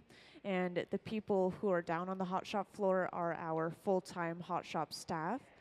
So technically he chose these people because he applied to come here as a residency, but if he were to want to bring someone else, he'd have to physically bring them on his own time and pay them himself, if that makes sense. So whenever we don't have a visiting artist, you'll usually still see pretty much everyone down on the hot shop floor here, and they'll be making things for the Museum of Glass store, or they'll be working on commission pieces, or they'll be working on just a few various things. But we always have live glass blowing when the museum is open.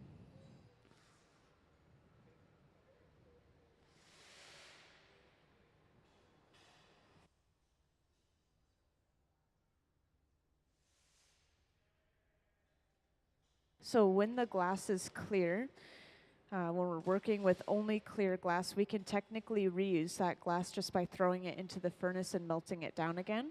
And we usually just do that when we fill up the furnace in general as well. But we can't do that with any of the color, obviously, otherwise it would taint the rest of our clear glass tank. So they usually keep it pretty sorted and separated. They always clean the glass before they put it in as well.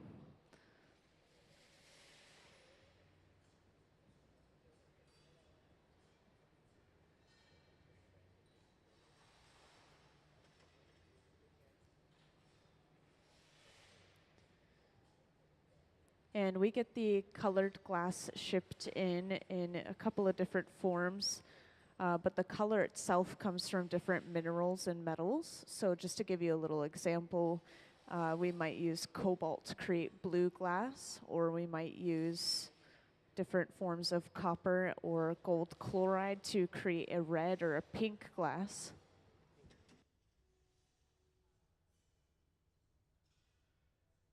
So whenever they're finishing one of these flowers, this is going to be brought over to the garage, which is this large silver box here. And you can't see it from this side, but we have the pipes just resting in there with the flower on the end. And this is just going to keep them warm at around 1,000 degrees Fahrenheit. So it's not hot enough to melt or change the shape of that glass, but it's also not cold enough to let it crack or break from thermal shock. So once we're ready, once we have the little cactus fruits, we can bring them back out and just heat them up and assemble it to the top of those individual fruits. And based off of this drawing on the floor, it looks like we're going to be making 3 of these, but I wouldn't be surprised if they made 1 or 2 extra just in case.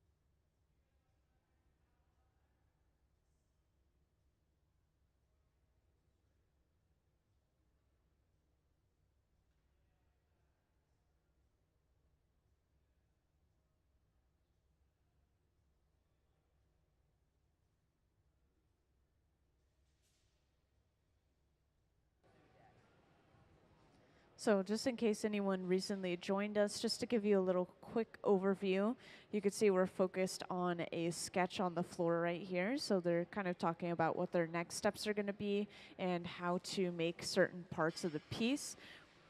We made one of these earlier today. It was a little bit more simplified than this drawing that we have on the floor. We had the large head that was blown glass, so it was hollow.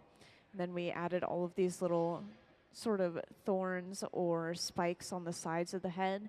And then we added just a single cactus on the top, paddle cactus. And so they're trying to figure out what they're going to do for the paddle cactus and how to change it up a little bit. Maybe they were a little unsatisfied with the final result of the last piece. The last piece we made was just the only piece we made today, so it was a first attempt and a final piece. But just in case you guys haven't seen our visiting artist artwork, can I have that up on the screen, please? So up on the screen, you'll see a slideshow of our visiting artist's previously made artwork. You'll see a lot of ceramic art. You'll see a lot of metal. So he's a mixed media artist.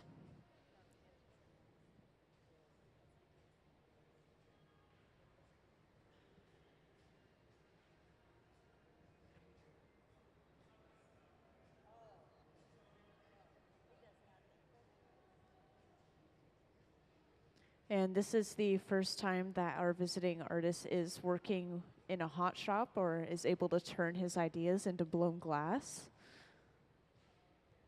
This is also the first day of his residency here. This is going to go all the way through Sunday, so we have lots of opportunity to make all these different things that he has in mind. And for anyone who recently joined, you may have seen the sign already as you walked in, but our visiting artist's name is Salvador Jiménez-Flores, and that is the man in the blue jean shirt over on the left side of the hot shop.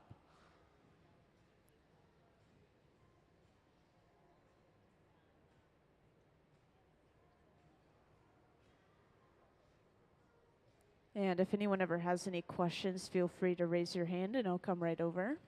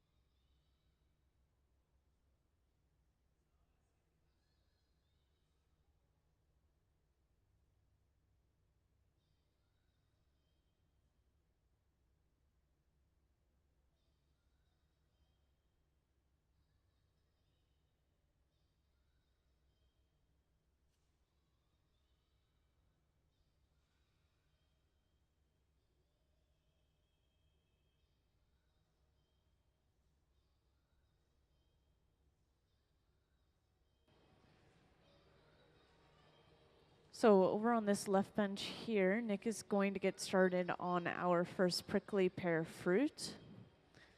And then at the center bench here, Sarah is getting started on making our first paddle, the prickly pear paddle. And you could see that our visiting artist is sketching a little bit on the floor as to what this fruit is supposed to look like.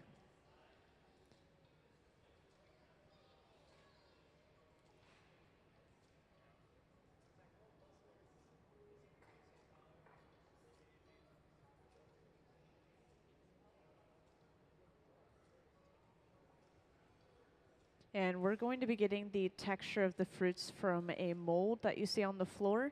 You may have missed it. It was very brief, but Nick stuffed that bit of glass that he has inside of the mold that you can see on the screen closer to the left.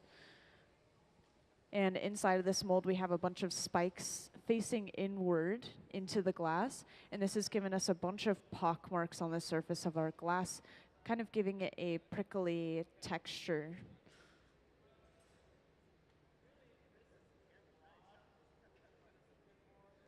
Thank you. That's a good view.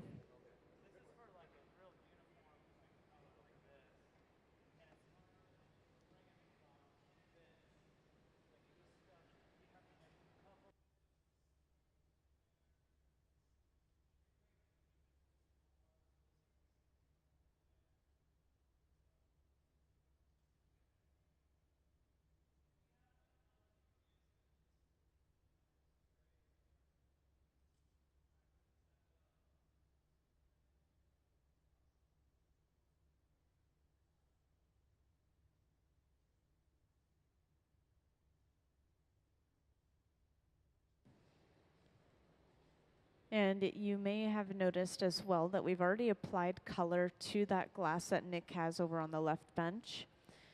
And it may look kind of brown or amber right now, but this color is actually going to end up green. When the glass is hot, it's always going to glow orange. And if it's sort of an in-between temperature, it's going to be an in-between orange and the true color of the glass. So right now we have the orangish, greenish, which is creating brown.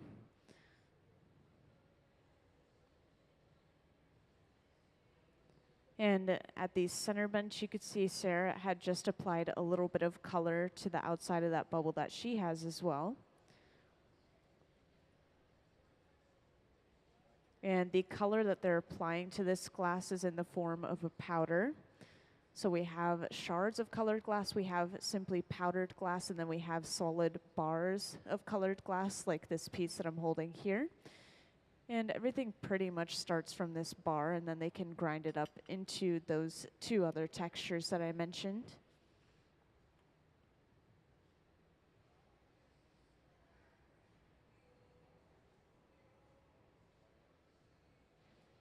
So with the previous project we made, we also had one of these cactus paddles, but this one is going to be blown. That previous one we made was solid glass.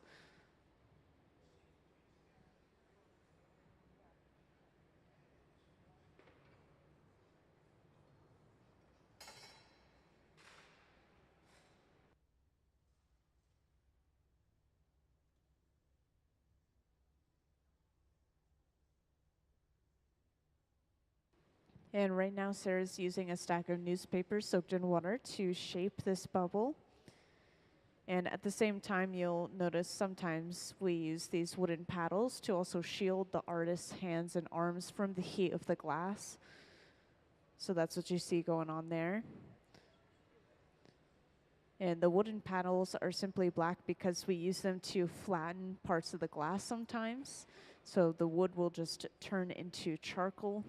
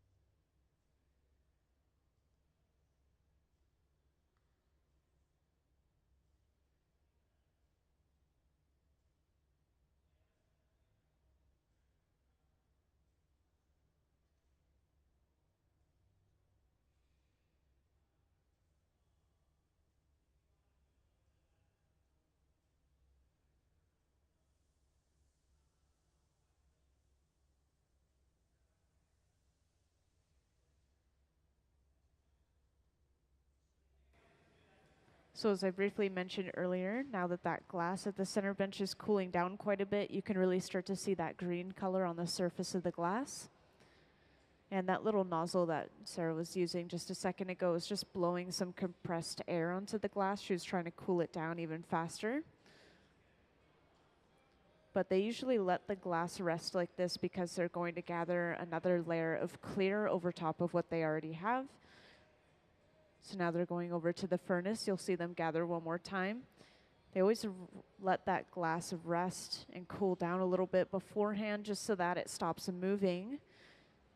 If we were to gather and the glass is still hot, we could strip color off into the clear tank, or we could lose the shape of what we already have. And this right here is called a strip gather. This is when they allow a lot of that clear glass to just drip back off the end. And this is just giving them a partial layer of that clear glass. So this could be to seal in a little bit of color, or it could be they're going for these very exact measurements for the piece. In this case, it was to seal in that green color. Oh, and this is a very good view up on the screen of the little cactus fruit that they're working on over on that left bench. And eventually we'll have little flowers attached to the top of those cactus fruits as well.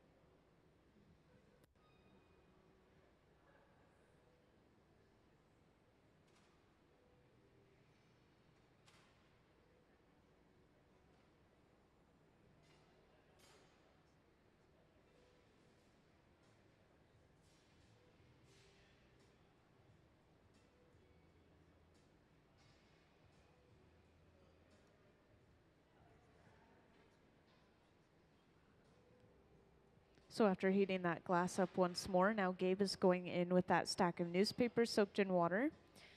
And he's going to use these at the same time that someone is blowing into the end of the pipe. And so he's able to sort of guide which way the bubble is going to blow out into that glass.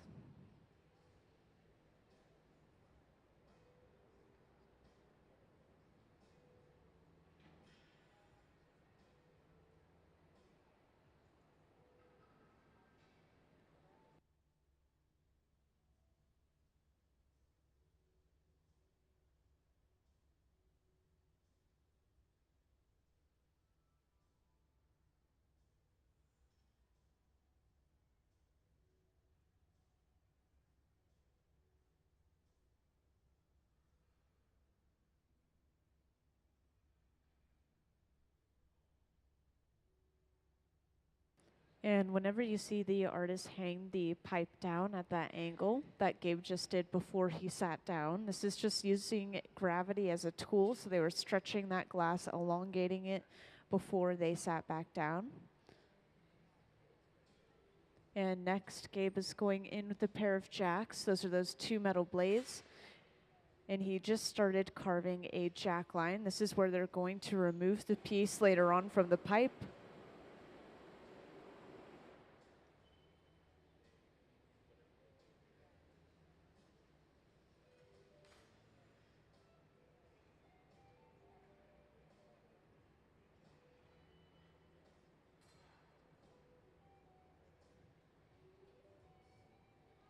So that divot you see forming is the jack line where they're going to remove the piece.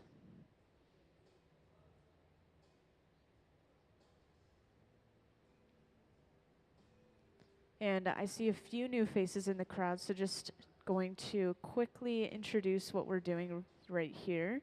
At the center bench, Gabe and a couple others are working on making a cactus paddle.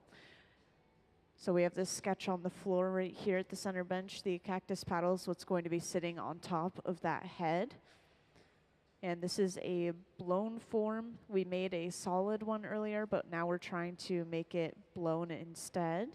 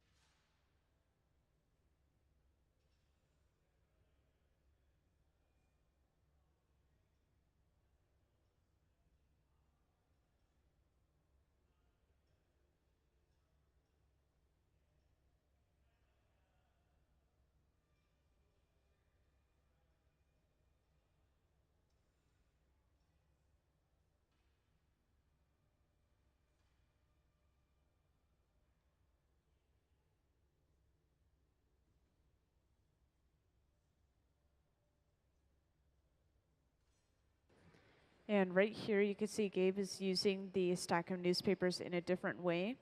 He's able to change the shape of the newspapers by squeezing his hands around the glass. So right now he's trying to get two sort of flattened sides, and he's trying to go in on those sides and really sharpen the edges as well. And this is going to take a few tries until they can get a little bit more of a flatter, wider shape.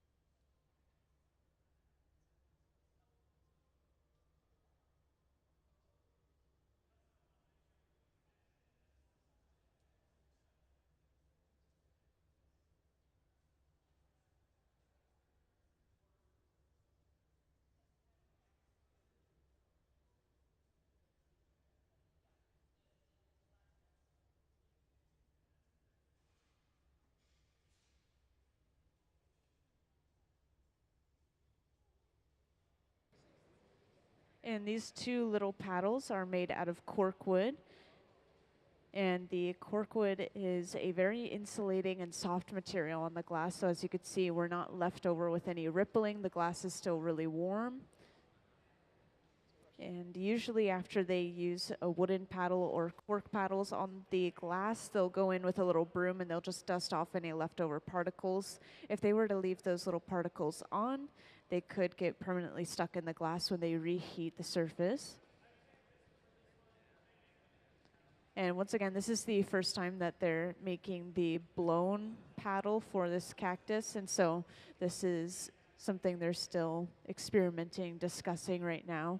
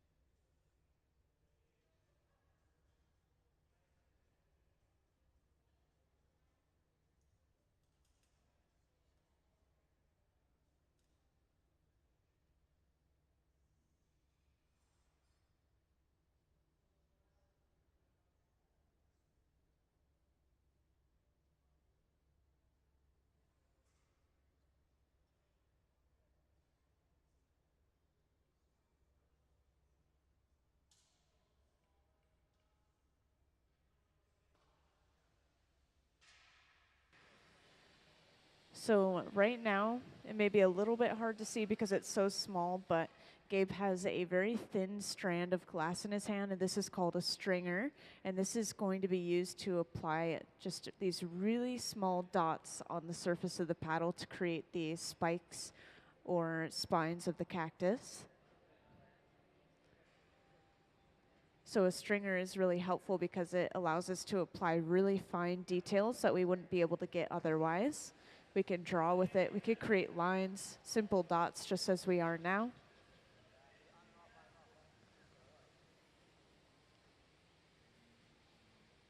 So Gabe will just heat up the very end of the stringer and place that down onto the surface of the piece.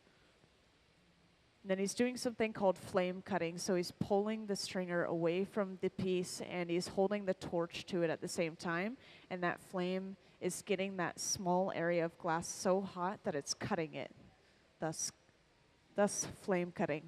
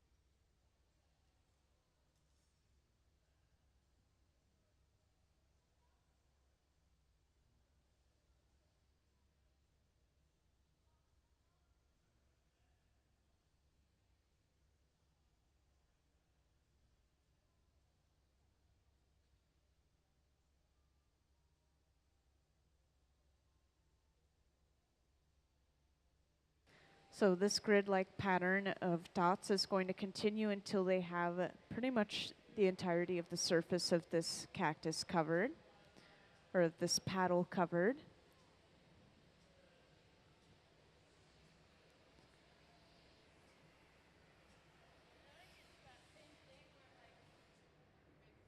And once again, after they finish an individual small piece, so in this case over on the left bench, Nick has been making the little fruits that go on top of the cacti. And each of these individual fruits, after they're done, is brought over to the garage, which is this large silver box. And they're going to sit in here at 1,000 degrees Fahrenheit. This is not hot enough to melt or change the shape of that glass, but it's also not cold enough to let it crack or break from thermal shock. So when we're ready, we could just pull them back out and attach them to the top of the piece at the center bench.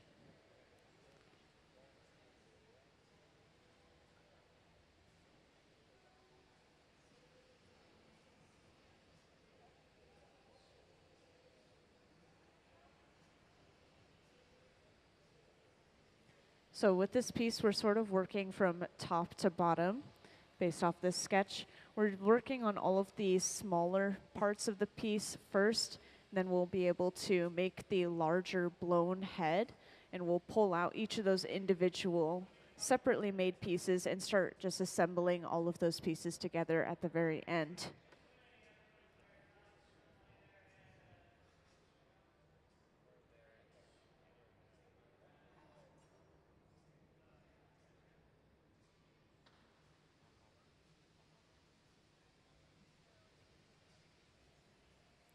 And can I have our visiting artist artwork up on the screen, please?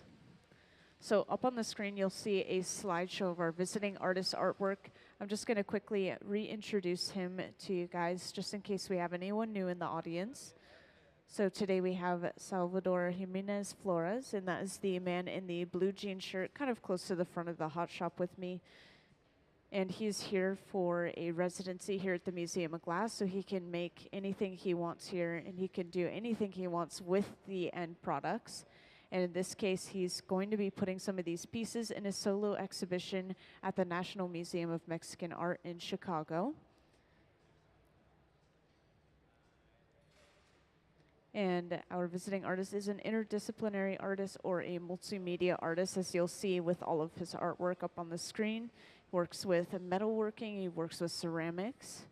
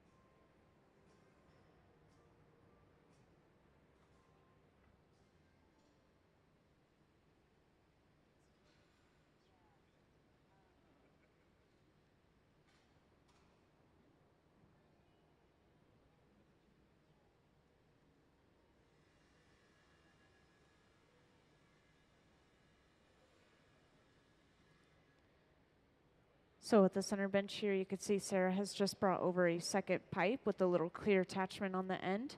And this is just going to be attached to the end of this paddle at the center bench. And the second pipe that they attach to a piece is called the punty. This is going to allow them to break the piece off from its original pipe.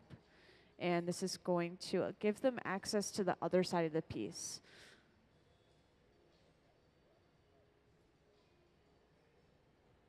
And to break this off, they simply apply a little bit of water to that connection area and then tap the pipe. And this breaks that piece cleanly off.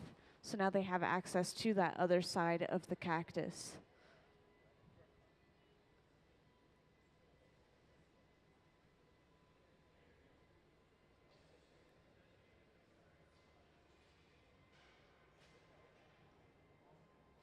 And just to make sure it's on center, Gabe is going to be rotating the pipe whenever he stops. This is him letting it fall back on center.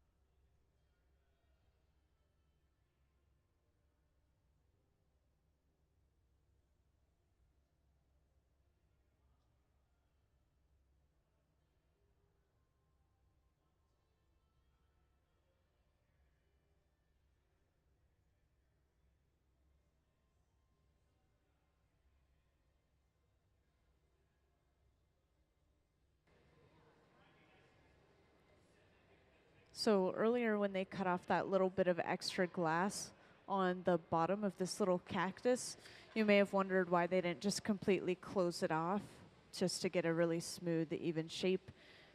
This is most likely because they're going to attach this hollow to the head. So the head is going to be blown as well. And they'll most likely have to drill a hole where they attach this little piece of cactus. And this is to avoid creating a vacuum. So if we completely close this piece of glass off at the center bench, which is hollow, it could implode on itself from that vacuum.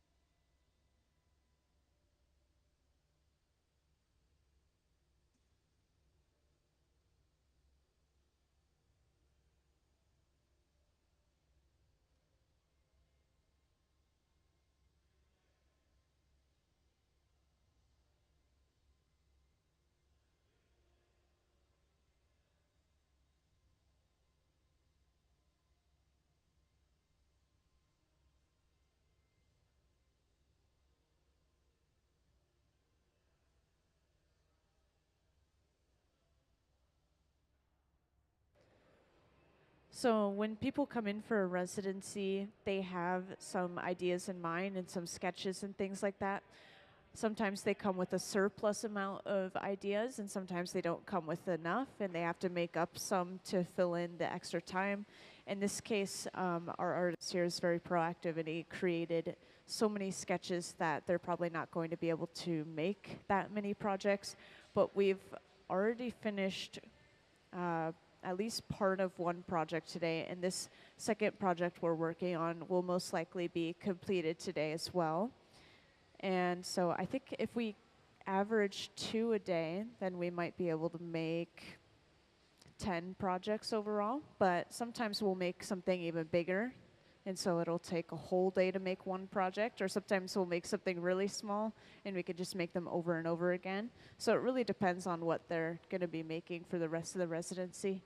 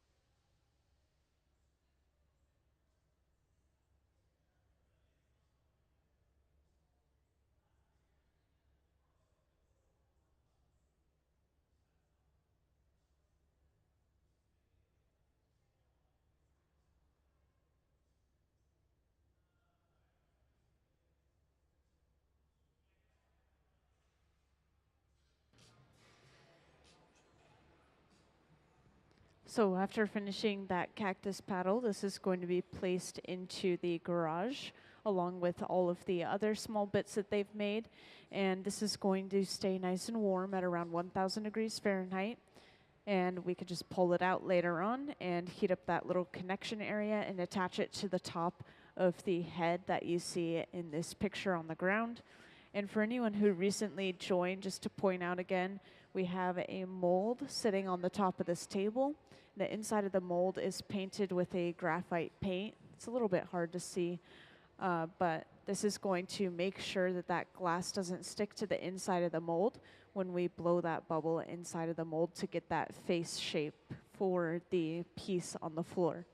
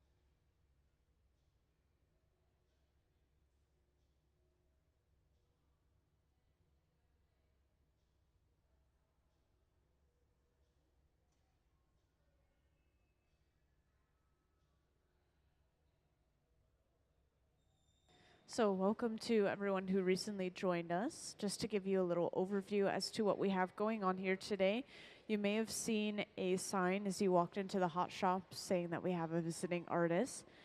And our visiting artist today is Salvador Jiménez-Flores, and that is the man in the blue jean shirt at the center bench here. And he, along with our full-time hot shop team, are working on various projects. The projects we've been working on today, however, are all along the same theme of these sort of paddle cacti, or what's it called? The prickly pear cacti. And so we have a sketch on the floor at the center bench here. This is the sketch of the next piece that we're going to be making, or the one we're currently working on. So far we have the paddle that's on top of the head, and we have the individual little cacti fruits, and we've also made a couple of sculpted flowers that are going to be on top of those fruits as well. So it's a very intricate, complicated piece. And next we're going to need to blow that head. And the way that we're going to do that is through a mold that I briefly pointed out on this table over here. So this mold has the shape of the face that they're going for. They just have to create a green bubble and blow that inside of the mold. And if anyone ever has any questions, feel free to raise your hand and let me know. I'll come right over. But over on that left bench, they're just getting started on that bubble. And I'll point out real quick, they always start the bubbles on the side benches, but then once they have enough glass, they bring it over to the center bench and they start really blowing and shaping it out into its final form. So they always start on the sides and then they move over to the center. But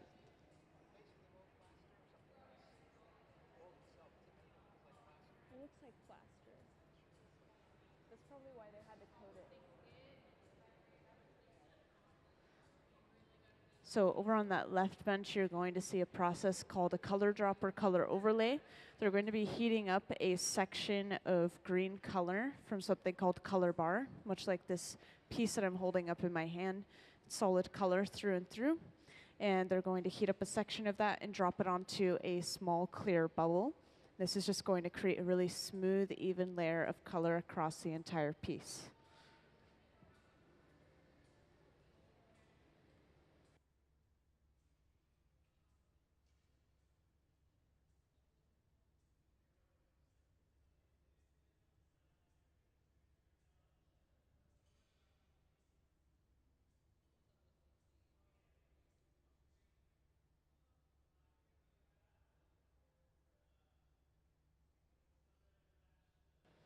And since we have quite a few new people in the hot shop, I'll give just a quick little overview of the hot shop itself. And this will help you understand the temperatures of a lot of the machinery that we're working with. So this large tank with the closed door here, this is where we're getting all of our clear glass in the first place to start and blow our pieces. And this is holding about 1,000 pounds of clear molten glass each. We have one over on the right side as well. And when the glass is molten at 2100 degrees Fahrenheit, it's very viscous and sticky, a lot like honey. So all we have to do is stick our pipe into the glass and then turn, and this is going to gather a ball. You'll see Nick do this in just a second here. And then the open face furnaces that you see at each bench, these are our reheating furnaces running at around 2300 degrees Fahrenheit. And there's not really a difference in temperature or anything between the two furnaces that we have on right now. We just have multiple going, so we can work on multiple parts of the same project at the same time.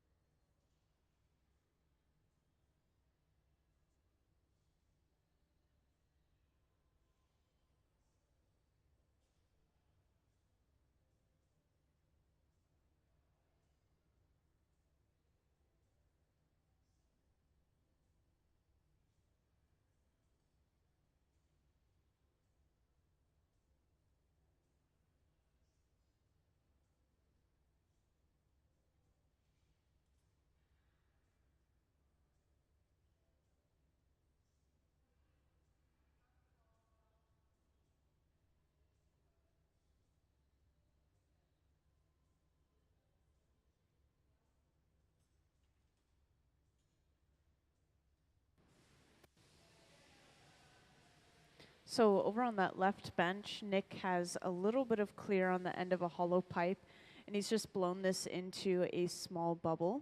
Now he's just going to hold this upright, and this is going to just be the base for our piece. So this is how a lot of our pieces start. And then a bit of molten color is going to be brought over and dropped on top of that small clear bubble. And this color is a rich, transparent green, I believe. Right now, everything is so hot that it all just looks orange, but that's just from the heat of the glass. You could kind of think of it like lava. So that color is dropped on top, and this will be cut off and then lightly tapped down into a bit of a disc shape. And then Nick is going to heat this up once more before starting to press this down and roll it over top of that bubble, creating a color drop or color overlay. So this is just going to give us a really smooth, even color.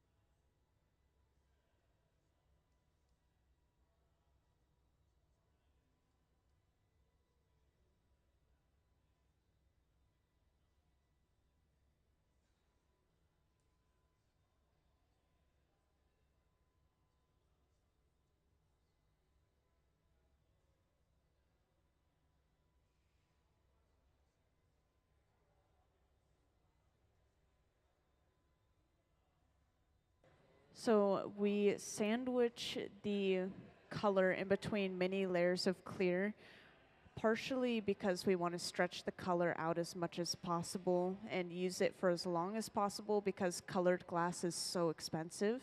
Just clear glass is expensive, but colored glass is even more expensive on top of that. And gathering all of that clear is also going to add mass to the piece. So instead of having the walls super thin, we'll be able to control the bubble a little bit more if they're thicker. So there's a couple of different reasons.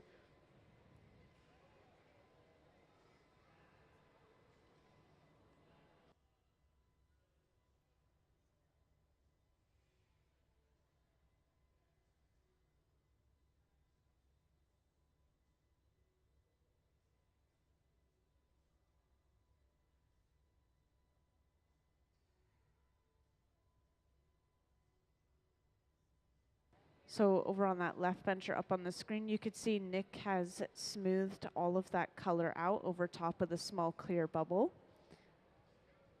So now we're just going to gather a couple more layers of clear, and this is just going to blow out thinner and thinner, almost like a balloon, that layer of color.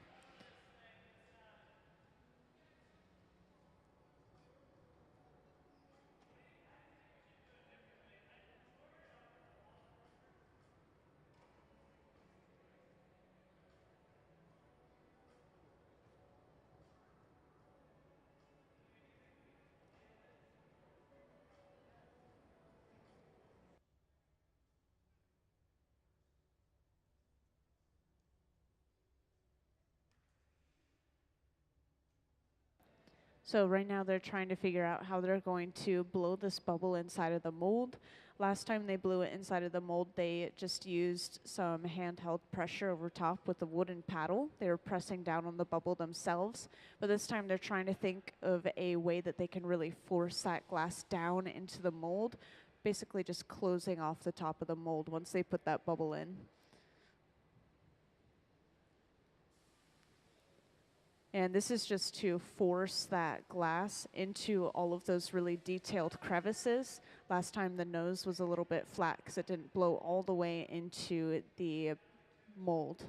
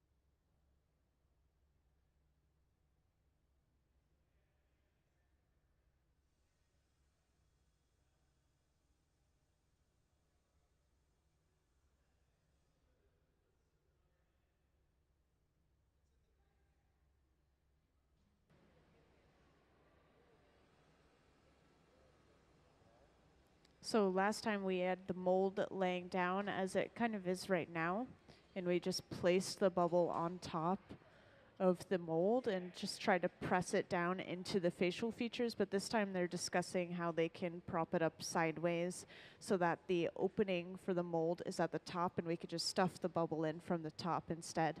And this is going to help force that glass into all of those detailed crevices of the mold.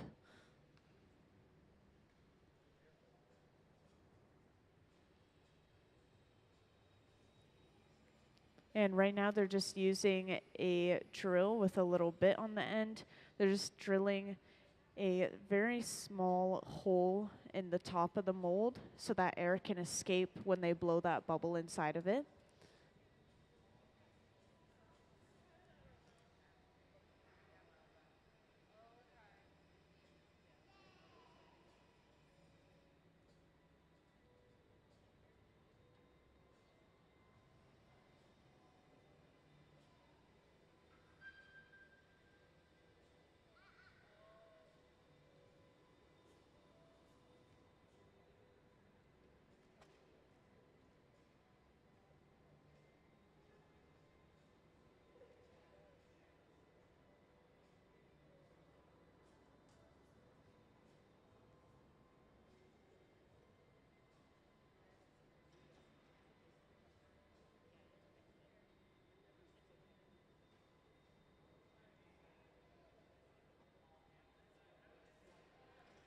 And welcome to everyone who just joined us. I see a lot of new faces in the crowd. Right now, they're discussing how they're going to blow the colored bubble inside of this mold on the floor. They're just figuring out a slightly different way to do it so that they can really press the bubble inside of the facial features of the mold, really get into the small crevices. But the piece that we're working on currently is this sketch that you see on the floor behind where they're setting up this mold. And we've already worked on the little cactus that's sitting on the top of the head, the cactus paddle. And we've already worked on the individual little fruits that are sitting on top of the paddle, the little cactus fruits, and we've already worked on the flowers that will sit on top of those fruits. So we have many different small pieces of glass that are all going to be assembled together. Oh, you can see a good view of that sketch up on the screen now. And now we're just worrying about how we're going to blow that head. And then we're going to be able to just pull out each of those individual pieces that were made previously and just attach them to the head one by one.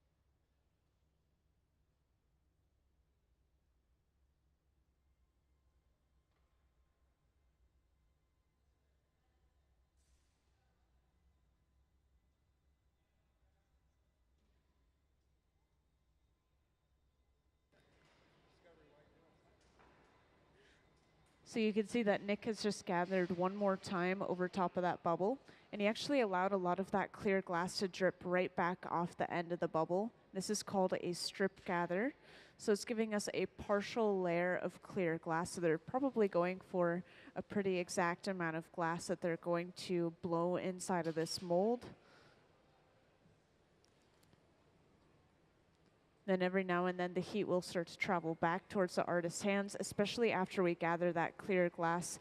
So over on the left bench, Nick just used a pipe cooler, and this was just splashing water up onto that pipe, cooling it down almost instantly. Now we can handle it a little bit closer to the glass again.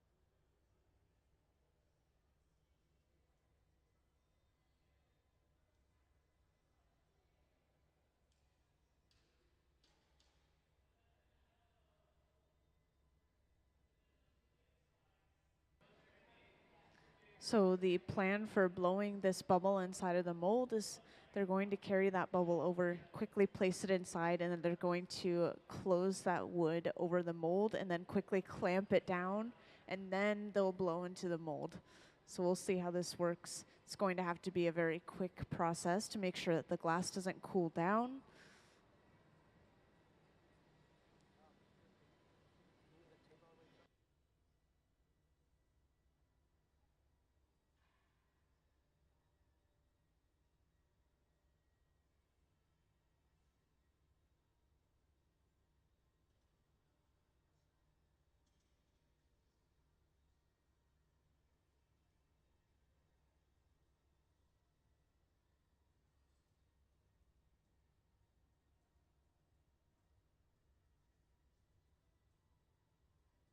So hanging the glass down and that pipe down at that angle as they just were, this is just them using gravity as a tool, so they're allowing that glass to stretch and create a longer shape. And then next, Gabe goes in with a stack of newspapers soaked in water. And this may sound like an odd tool, but it's actually very commonly used in the hot shop. It's one of the only flexible tools. A lot of our tools are made out of rigid wood and metal. And it's also really close to using our hands to shape that glass.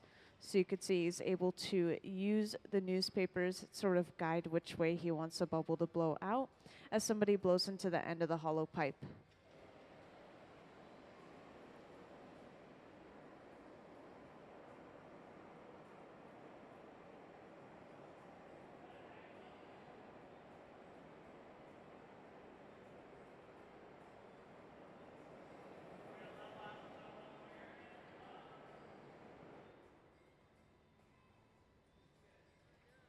And this torch that they were just using there, that large fluffy flame, is running at around the same temperature as the furnaces at around 2300 degrees Fahrenheit. And they're able to use the torch to apply a little extra heat to a specific area rather than heating up the entire thing all at once inside of the furnace. So just then they were applying a little extra heat to the back end of the glass, kind of where the glass meets the pipe. And you'll see this is because they're making a jack line next. So Gabe's going in with a pair of jacks, which are the two metal blades, and he's carving a divot in the glass. And this is where they're going to remove this piece later on from the pipe.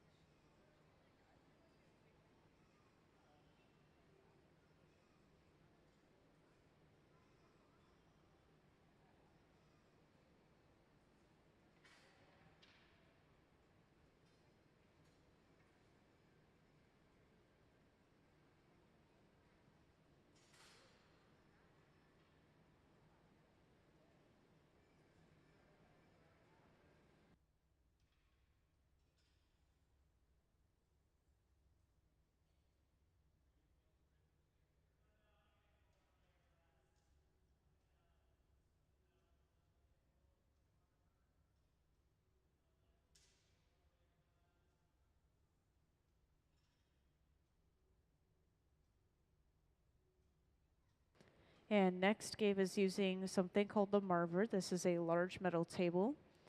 And this is going to cool down the surface of the glass, kind of creating a crust of hard glass. It's also going to change the shape of the bubble at the same time.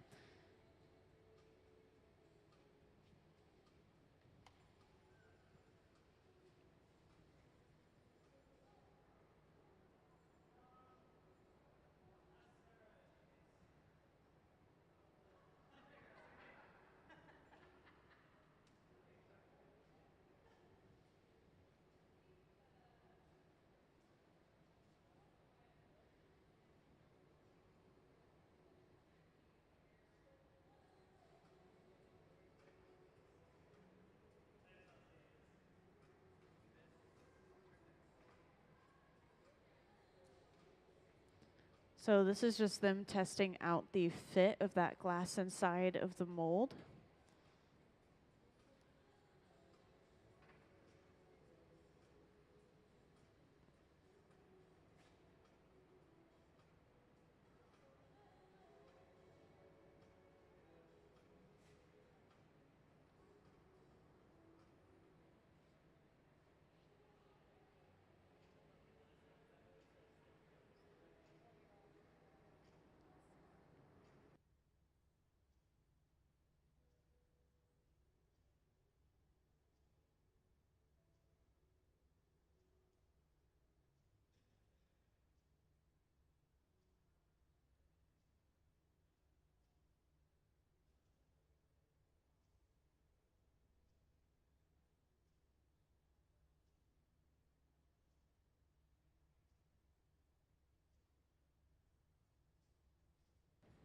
And right now you could tell that they're really letting that glass rest and cool down quite a bit. And this is most likely in preparation for gathering one more layer of clear over top of what they already have.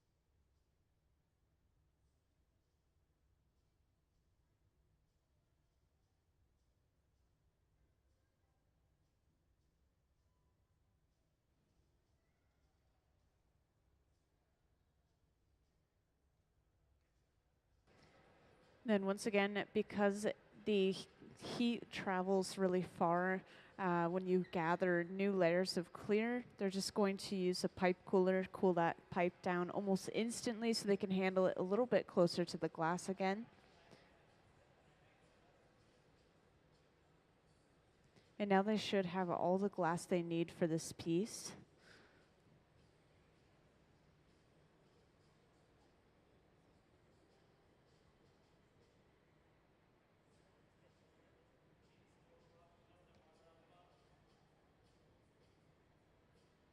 And next they're using a tool called the block. This is that wooden spoon-shaped tool laying on the bench. This is going to smooth out all of that glass that they have just gathered, and this is going to make sure that the bubble blows out evenly underneath. You'll always see them use that tool after a fresh gather or before they blow into the pipe.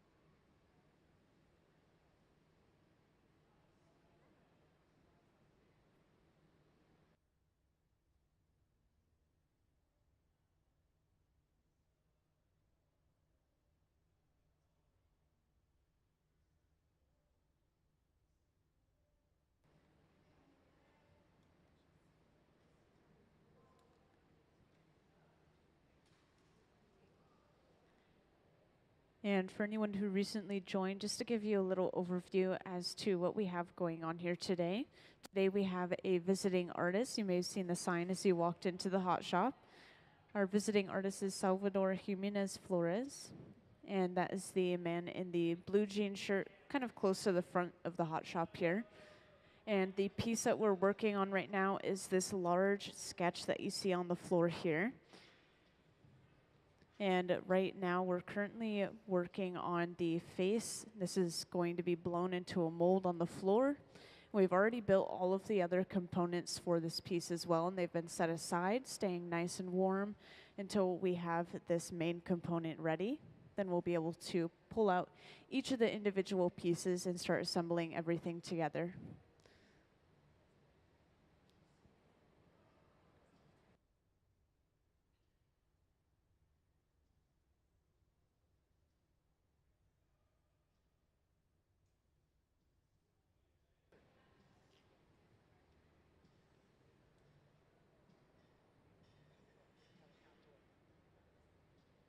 So now after heating that bubble up once more, this is going to be dropped into a mold that they have on the floor. They're going to very quickly clamp this together so that when Gabe blows, that's not going to push the wood away from the rest of the mold. You can hear a bit of sizzling too as well. This is because they wet that wood with water before they blew into the mold, just to extend the life of that wood a little bit so they can use it over and over again. And they're hoping that this time, now that they've done this, this is going to push that glass bubble into all these really detailed facial features. So this is going to push all the way into the nose, for example. And it looks like that was successful. Yeah, I would say let's give them a round of applause for that.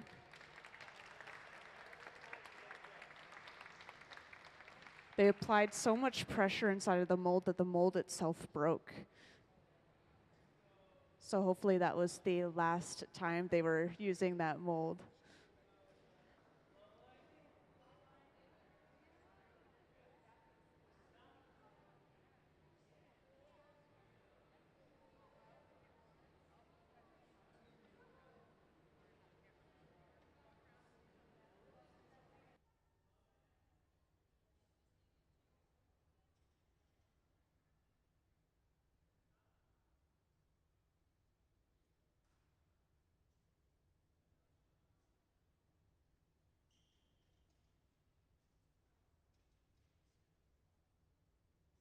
So now before they heat it up again, they're going in with a brush and they're just going to brush off as many of those particles on the surface as they can before they heat up the glass overall.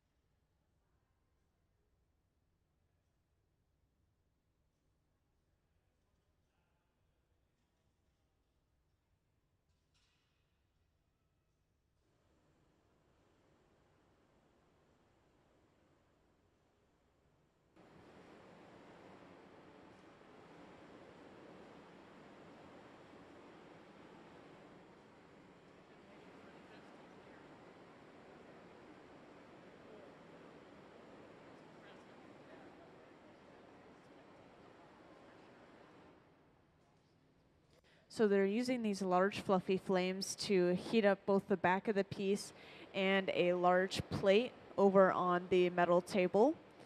And this is just preheating that stone plate so that when they touch the glass to it, it's not going to cause any rippling or shocking from the hot glass to the cold plate. They're also just heating up the back of the plate because this is the only part of the piece they want to alter. They want the face to stay the same as it is right now.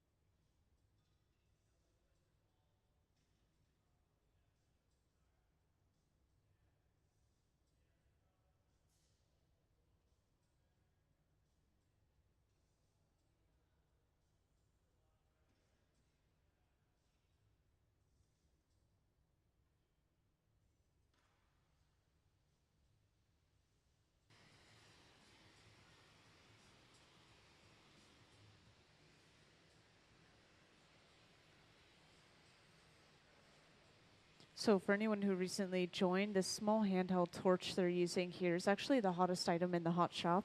And this torch can get up to around 5,000 degrees Fahrenheit. That's over double the heat of the molten glass itself. So this is going to very quickly spot heat just a very small concentrated area of glass. And it allows them to get smaller details in the glass piece. So right now they're heating up around the face. And they're going to sort of carve the line a little bit deeper just to accent the side of the face.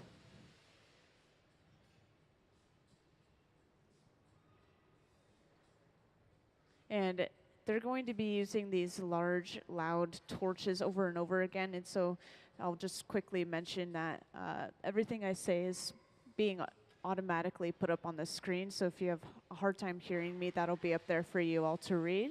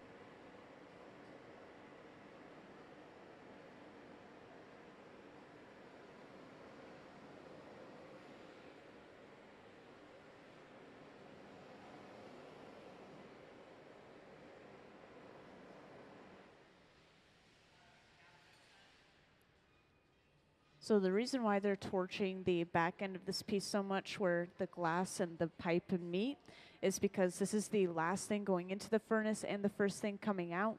They want to maintain a nice even heat across the entire piece so it doesn't crack or break from thermal shock or cooling too quickly. And if it were to crack on that connection between the pipe and the glass, then they could possibly lose the piece. And right now you can see Gabe is now going in with a metal paddle just where he was torching, and he's accentuating the side of the face or the side of the head, just kind of digging into that little line.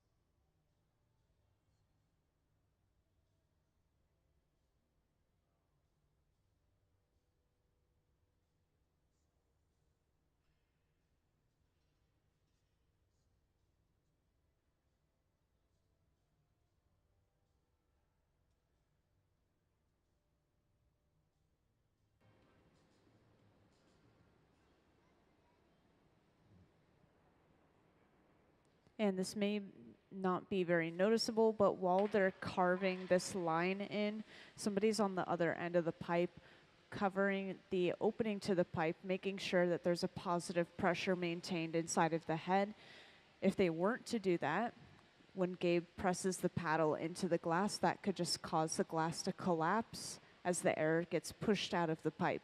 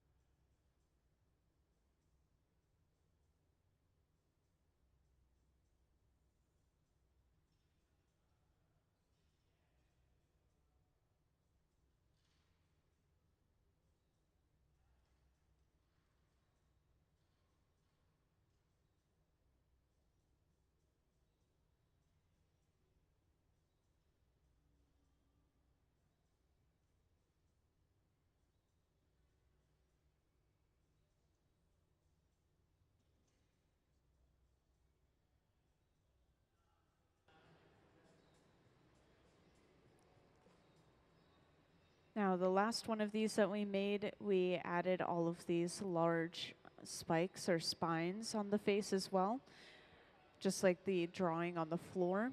And this is just adding extra detail, sort of making it look even more like a cactus. So as soon as they're finished altering the shape of the face, they'll probably move on to adding those extra details and all of those sculpted bits we made earlier.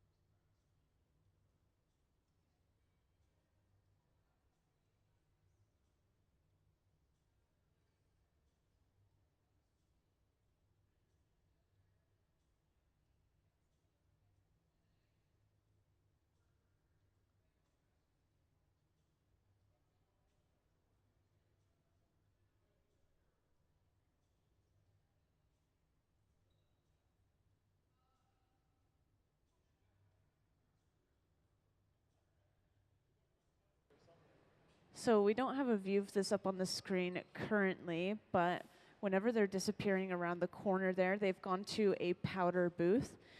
So they're applying a glass powder to the surface of the piece. And we do this around the corner in a well-ventilated booth just because nobody wants to inhale that powdered glass.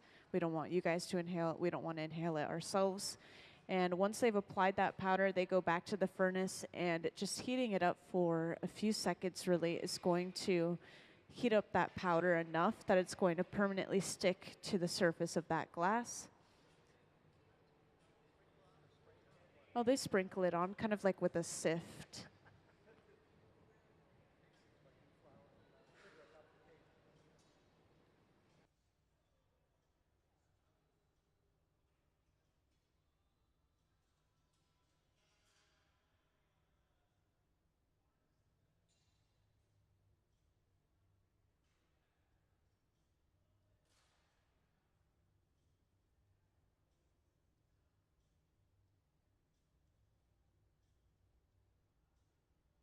So applying that glass powder both gave them a little bit of extra texture and maybe even a little bit of depth and color. So we may have multiple different kinds of green layered upon each other, and we also have a little bit of a almost what's it called, matte texture. So instead of the glass being super shiny, it's a little bit more dull, almost like it's sandy.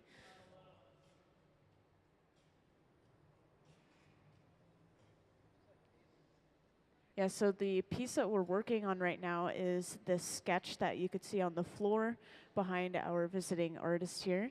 So we already have all of the other pieces that you see in the sketch, the cactus paddle on the top and the individual little cactus fruits. We've already made all of that stuff and set it aside in here where it's staying nice and warm. So once we have the face prepared, we just pull each of those individual pieces out one at a time and attach them to the top of that head.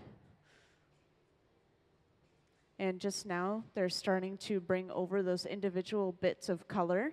And these are going to be placed all around and on the face, creating these individual little spikes, kind of like a cactus.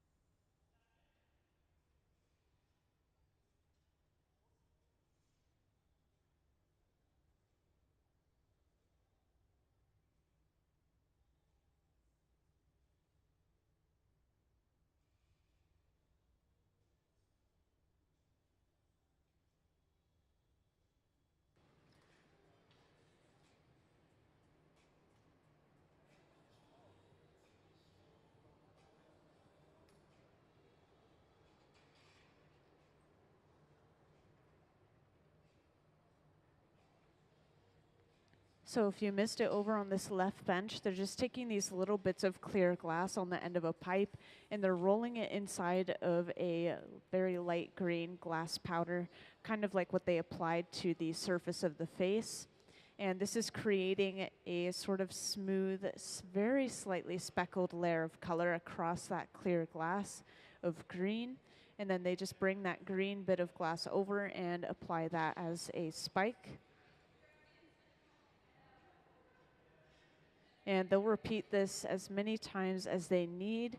They don't have an exact amount in mind, but they're trying to surround the entire face in these spikes.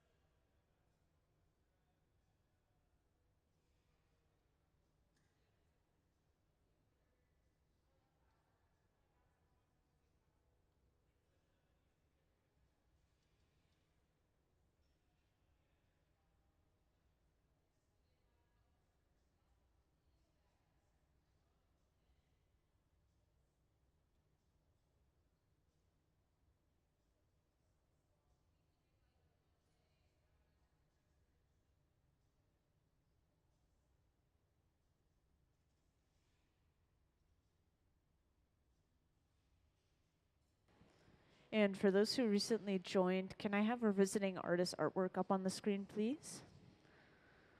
So up on the screen, you guys will see a slideshow of our visiting artist artwork. So this was all stuff that was previously made before this residency, of course.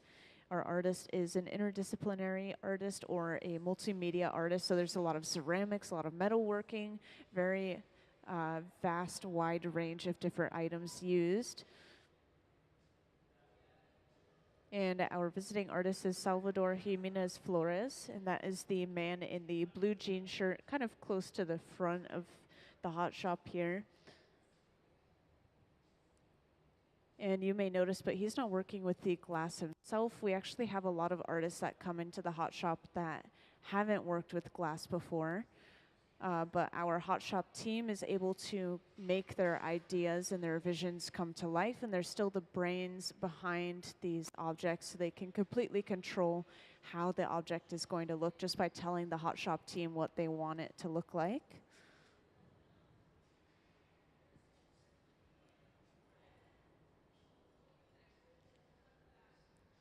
And you may see some of these pieces that are made during this residency in a solo exhibition at the National Museum of Mexican Art in Chicago.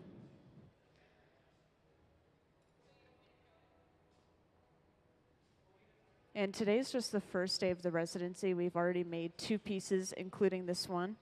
And so we have all the way through Sunday to continue working on all of this art. So any of that art could be put into that exhibition.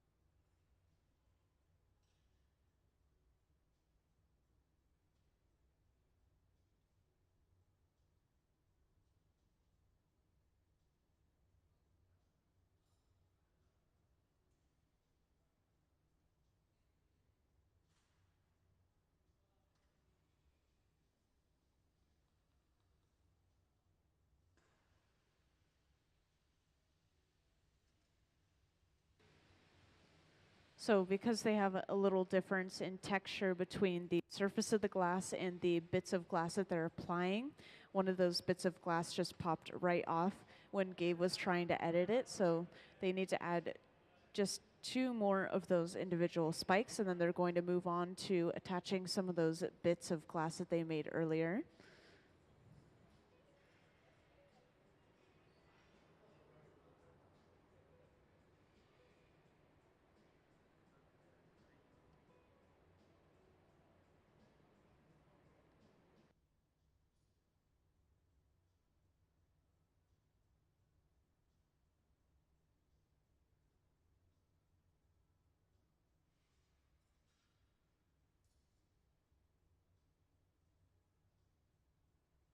And because this piece is so large, it's just radiating heat towards the artist's hands. So you could see Gabe was kind of struggling to finish altering that little piece of glass just because the entire piece overall is just blasting heat towards him. So he's now putting on a glove as he finishes up those two little bits of glass.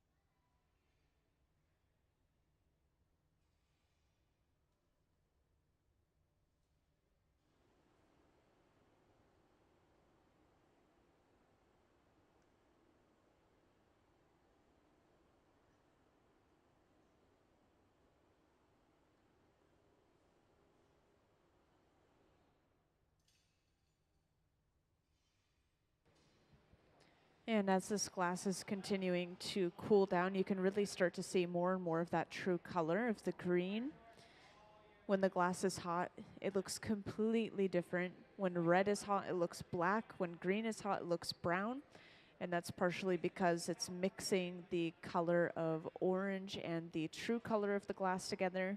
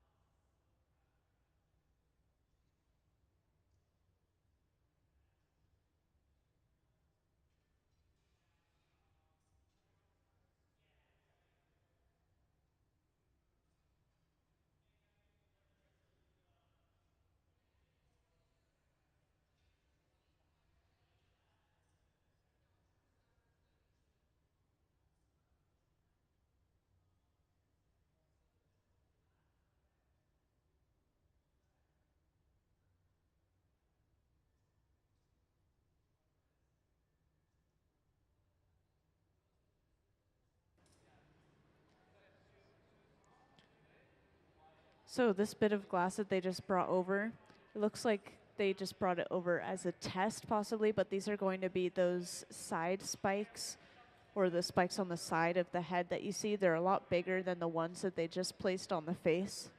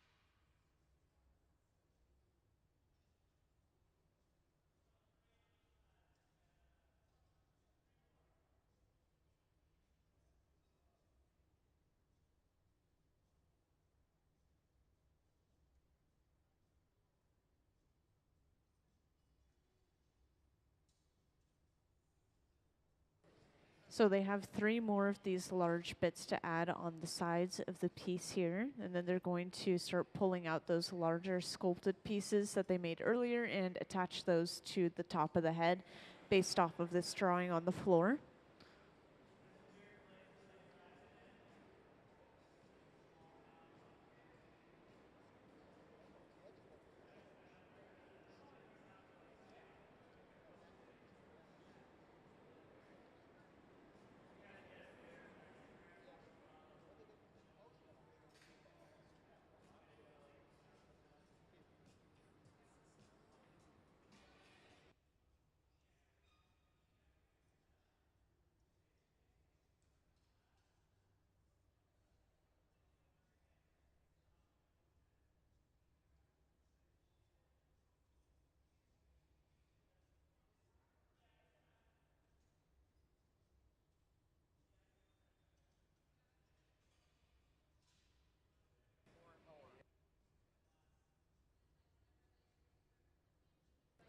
So these large bits that they're adding on the outside of the face are actually yellow. You can see the huge difference in color even when it's hot like this, that it's so much brighter than the color in the center, which is green.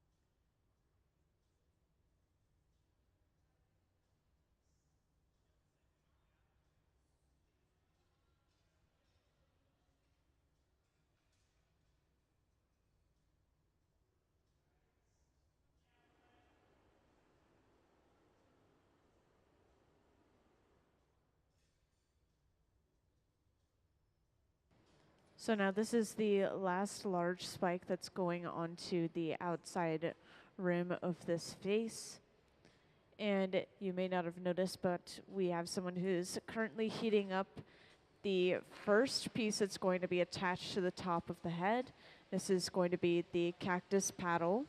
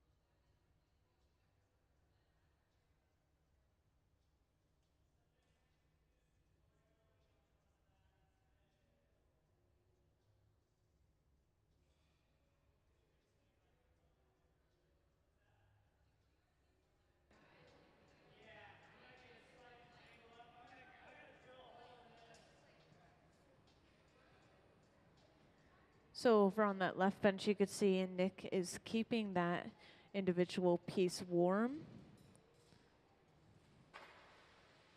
And this is eventually going to be placed onto the top of the head. But first they have to drill a hole in the top of the head because this little cactus piece that they have over on the left bench is actually hollow. And they don't want to create a vacuum, which is what happens when a piece of glass is completely enclosed around a bubble with no air to escape or enter. And creating a vacuum means that that glass could possibly implode on itself. So in order to prevent that, they're going to drill a hole into the top of this head so that when they place that hollow piece of glass over top, this is going to still allow air to go through those two pieces.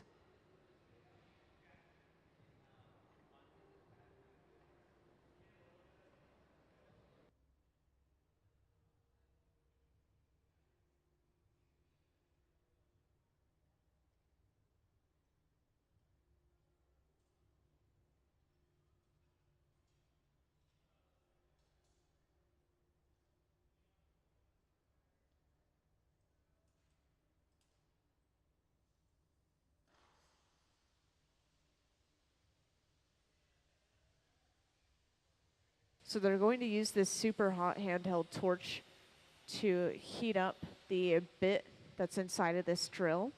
Then they're going to push that superheated bit into the glass. This is going to drill and melt a hole into the top of this head. You can see that bit has pushed all the way through. You can sort of see it inside of the piece. And once again, this is going to allow air to pass all the way through the head and into this piece of glass that we're attaching onto the top of the head.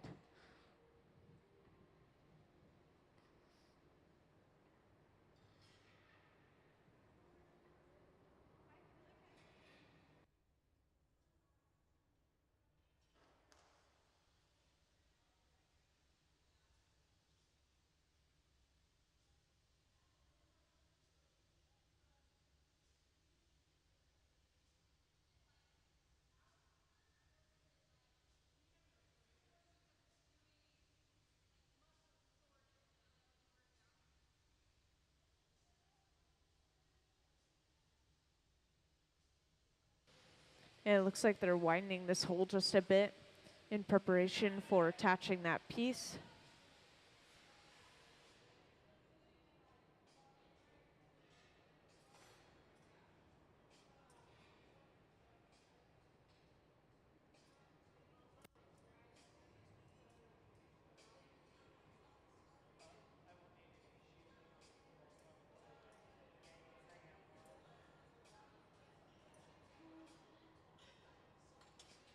And now Nick is coming over with that little cactus paddle.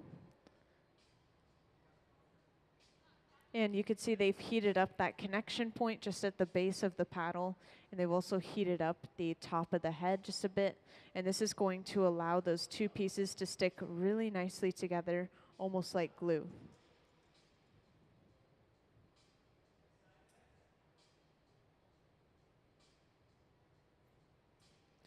Then they simply knock that extra little pipe off, and now they have that cactus paddle assembled to the top of the head. And now we have a few other little bits of glass that we're going to attach on top of that cactus paddle, on top of everything else they already have. And these are going to be little cactus fruits with flowers on top of them. So we still have quite a bit of assembly to do.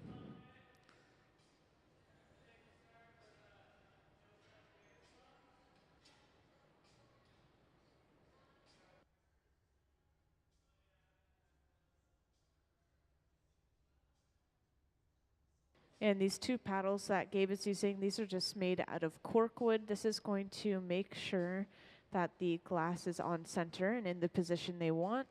That cork wood is really soft on the glass. It's an insulating material, so it's not going to allow that glass to cool down if they touch it with the paddles.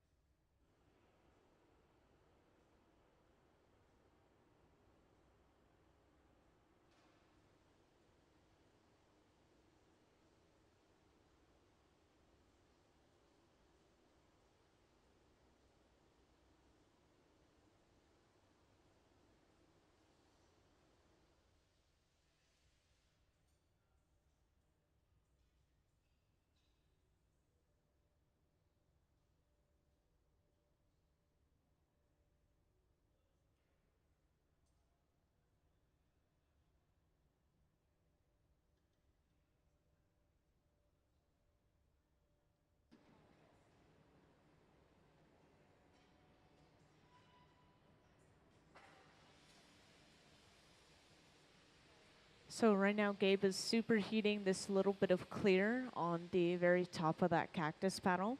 And this is just to remove that little extra bit of clear on the end that was attaching that cactus paddle to the previous pipe. And after removing this, then they'll be able to add those extra details, those little cactus fruits, to the top of the cactus paddle.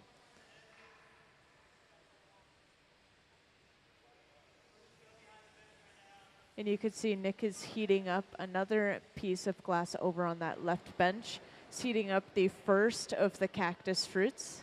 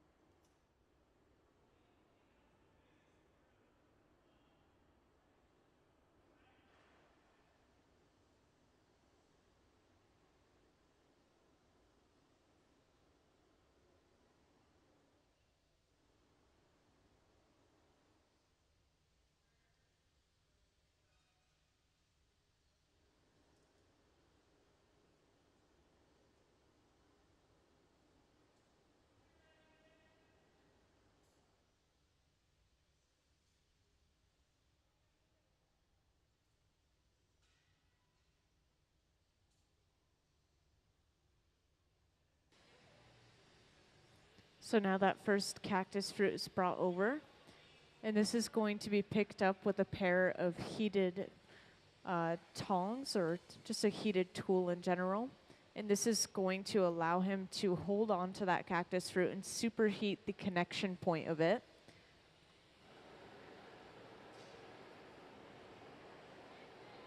Then he was able to attach it to the top of the cactus paddle. And I believe we have 2 more cactus fruit to attach to the top of that paddle as well. And then on top of the cactus fruit, we even have some small flowers that will be attached.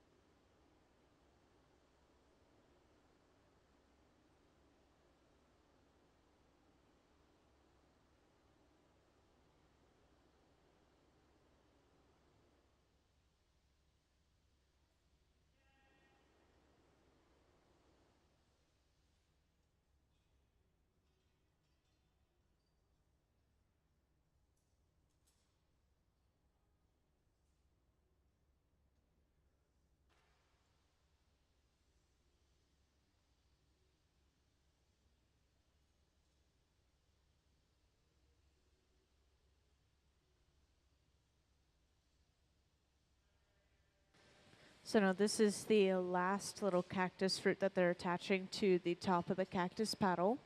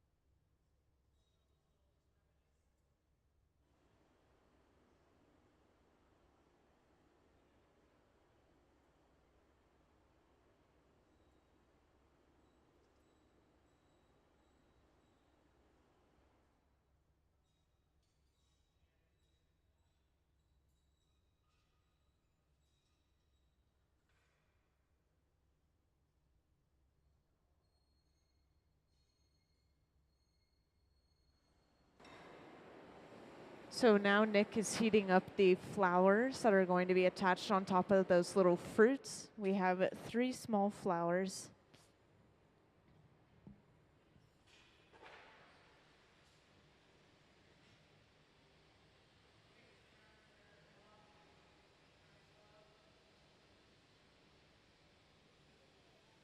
And to make sure that those flowers stick, they're going to superheat the tops of the fruits. Superheating it with the hottest torch that we have in here runs up to around 5,000 degrees Fahrenheit.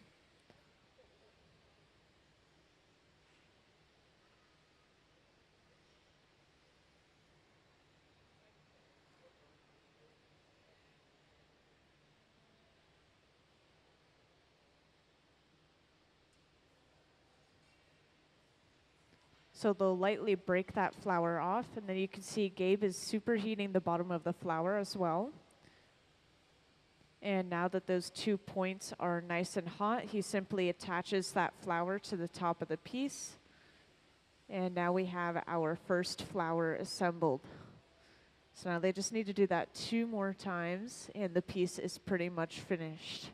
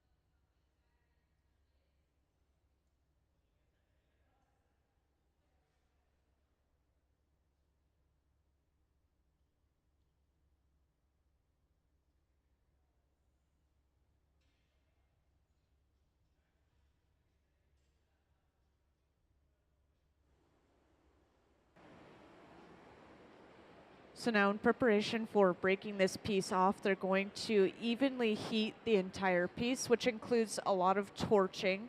And the torching is going to be able to apply a little extra heat to a specific area. So if we have really thin glass, we need to heat it up with the torch rather than heating it up inside of the furnace for a long period of time. The furnace could melt those small details we have. So it's just a balance of using the torch and the furnace both. And then you can also tell that we're getting ready to break it off because Nick over on the right is getting suited up in these special Kevlar gloves and a mask. And this is going to protect him from the glass as he picks it up off the end of the pipe to be put away.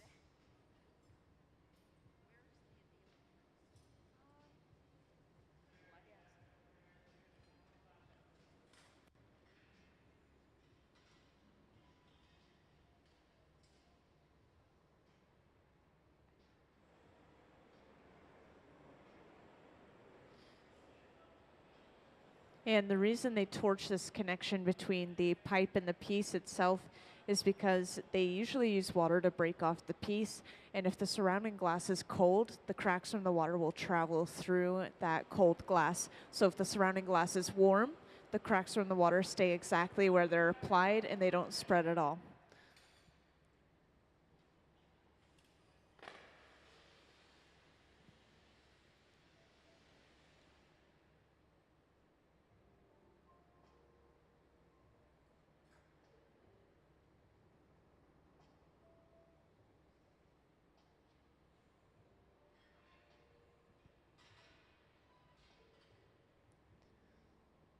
And then to break this off, you can see that Gabe has dipped a file in some water. And he's going to file at that connection. This is going to really push that water into the cracks that the file creates. And then all they have to do from here is simply tap the pipe, and that should break the piece cleanly off. And it looks like that break was very successful, so now this is just going to be put away. Thank you for your round of applause. So this has gone into the annealer, which is going to slowly cool the glass down from 950 degrees Fahrenheit all the way to room temperature, at least overnight, so it doesn't break due to thermal shock. So we're not going to see that piece until at least tomorrow.